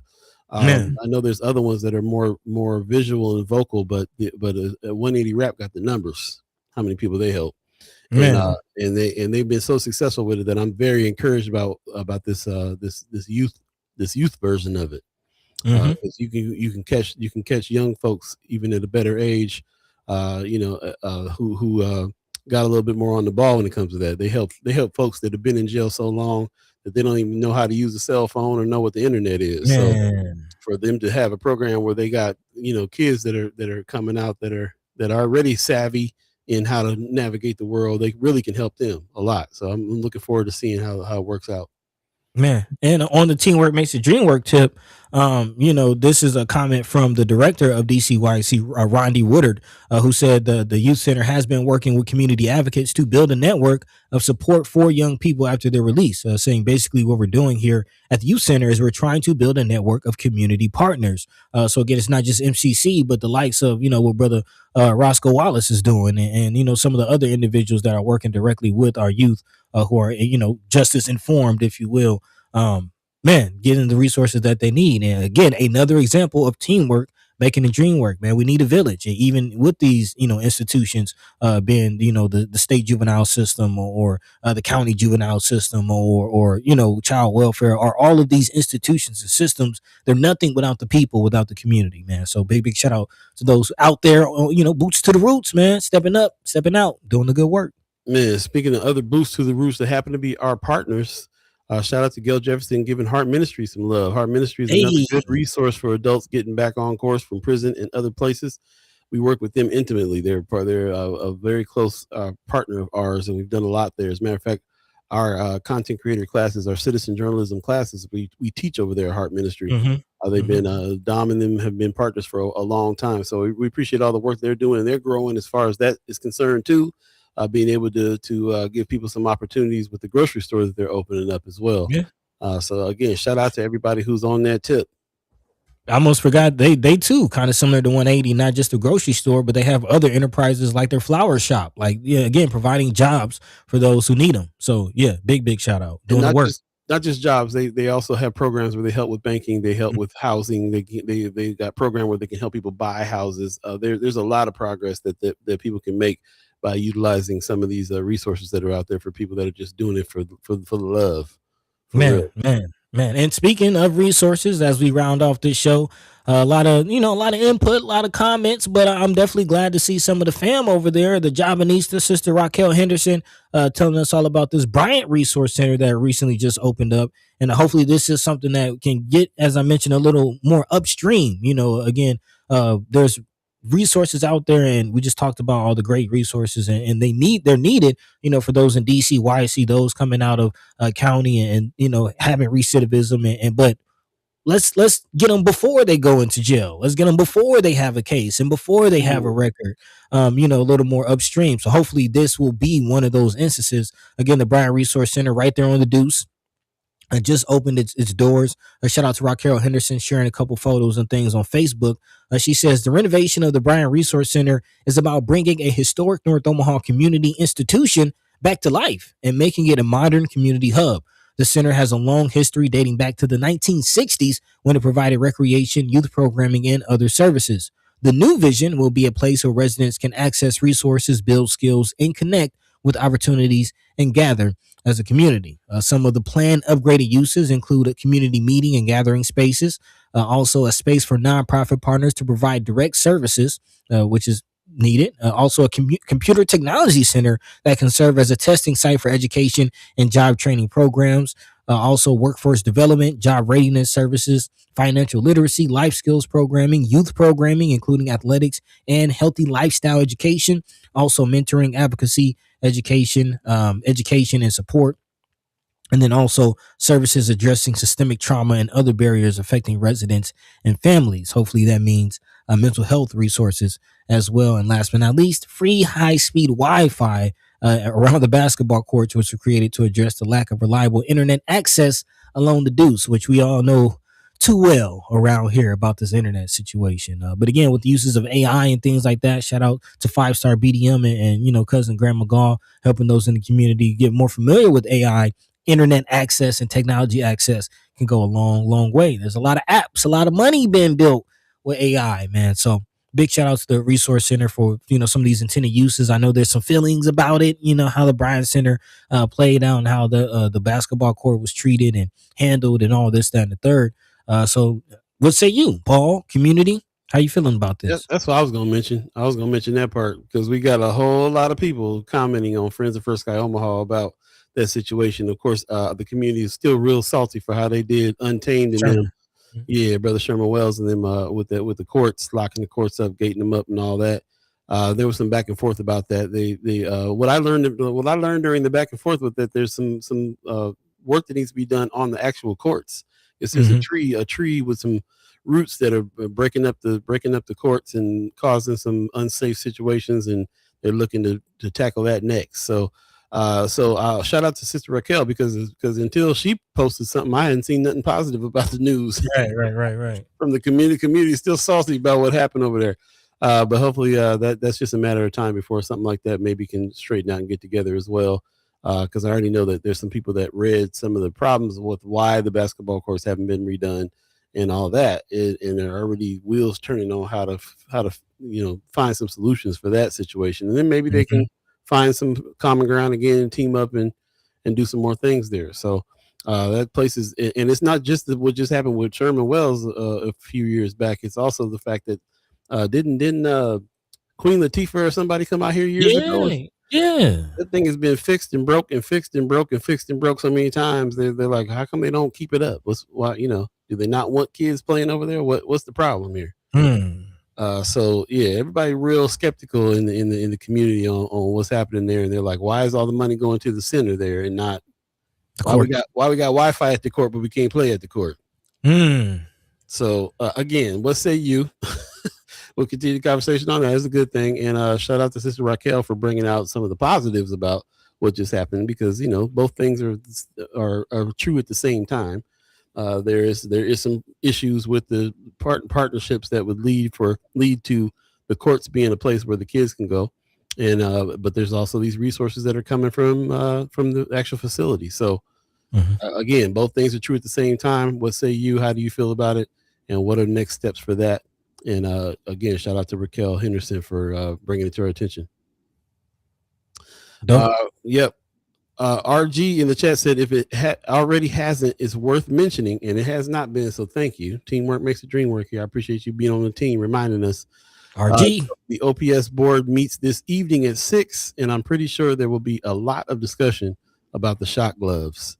Definitely. All this talk we've been talking this whole time, forgot to tell y'all that the board meeting is tonight. The OPS board meeting is tonight. Highly suggest you show up 6:00. Let your voice be heard on that, and hear what they have to say on it. And give the board a chance. I mean, we got some inside information on it because Sister Kimber Snipes posted a live. Sister Brianna Full posted a post. We know that the board didn't know and that they're heated, and we already know kind of where they stand. So it'll be interesting for other board members maybe who are not thinking too much about it to hear from the community. This is the time to speak up on that. And hopefully some of the news channels will be down there to capture that so it can really be spread abroad a little bit. Appreciate it. Right. Yep. That'll do it. Appreciate it. C. Kelly in the chat says, did the center use someone else's programming on their site to beef up their grant application? This is what I'm talking about. Some people are salty about this situation because of what they okay. We'll keep some eyes on it. We'll see. That's exactly what happens. As a matter of fact, Sherman, you still in the room? Sherman? Right. Big Sherman. He has some comments too about I guess they're gonna take the gate off, and we got to look at this situation a little closer. I took Little Man to go over there and shoot, and it was so bad I was like, well, this is good training for you to really learn how to play on the ghetto court, on the raggedy court, and see these double rims. It means you ain't gonna get no bounce on that ball. You gotta learn how to play outside too, son. You're playing with your Jordans on the wood floor inside of a gymnasium is all you've ever seen, and you need to see this too. So he's out there tripping on loose rocks and loose asphalt. It could be rough. It can definitely use some TLC over there on the courts. Right. We can all use some TLC. So take care of yourselves. Set some intention for the week if you would. We'll be back on Friday from 4 to 6. Try to remember this is happening. You can remind yourself by hitting the bell over there on YouTube. Like, subscribe, hit the bell, and that way you'll get a notification when we go live on Friday from 4 to 6. We're looking out for some other stuff during the week as well. There's a lot. We got some articles and stuff out from some of our content creators that we want to reiterate. Drop again. Make sure that you were able to see those, hear those audio pieces, and a video piece to check out. So definitely check that out. And then, of course, the conversation continues when we're not live over at Friends of First Sky Omaha, the group page on Facebook. And if you're not on Facebook, hit us up on firstsky@gmail.com. send us an email with your suggestions, your questions, articles that you think is interesting, and we'll definitely give feedback, give you some feedback as much as we can as we go. So appreciate everybody who joined us today. Buddy, you got some words for the people? Yeah, man.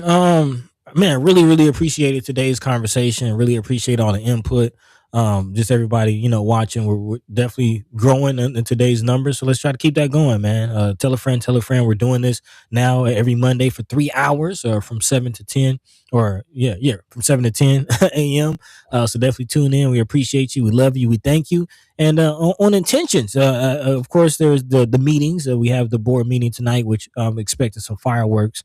But I really appreciate what Brother Qasim said, earlier, and this is something that's hitting home, close to home for me, as far as silence and slowing down and going within. And there's a lot of noise that we deal with on a daily basis, whether it's social media, our friends, family, society, music, the things that we're just our diet we're taking in on a daily basis can be a lot of noise, and silence has its place. So that's something I'm going to reflect on this week, is going within silence, trying to calm the noise, and hear what my heart and my mind is really telling me, and try to tap in with that. You know what I mean? So I urge everybody to do the same. If you can meditate, get out in nature, find a moment of silence this week to reflect on the work that you're doing and the things going on, man. It can definitely help with some clarity. So with that, take care of yourselves. Catch the same time, same place. In the meantime, between time, Paul B. Yo. Take it away, man. Man, I'm gonna echo that. I definitely took that away from what Brother Qasim said too. It just happens to line up with the tenets of Black August, which is to study, fast, train, and fight. And I'm taking all these in consideration. Definitely want to step up studying more, which is something that I kind of fell off on just because of lack of time. But I used to really enjoy digging in deep on some things, that, especially when it comes to things that help me to regulate emotions and to just be a better person myself. I definitely consider studying as a part of life, and also studying music for me as well. I've stopped studying music as well, which has also been a big gap in my life that I want to get back to. So that's part of it. And also, man, I definitely have been trying to train my brain when it comes to food. Fasting always helps. When I can fast for as long as I can stand it, it always does something for some clarity, and for me to kind of reset and get my head wrapped around how it is I want to live my life on a physical level. Every time that happens, and that's what's up. Also, training, it goes right along with that as well. I'm back in the gym, knowing that if I don't move now, I ain't gonna move later. I can tell you that right now. I can already feel that coming. So it's not even a thing about trying to get fly in the gym no more. It's about trying to keep your limbs moving at this age. So definitely train. And then, of course, we have our own version of what the fight is for us, man. Journalism is activism. And we out here trying to do the good work, spreading information, study, fast, train, fight. That's my intention for the week. Shout out to Black August.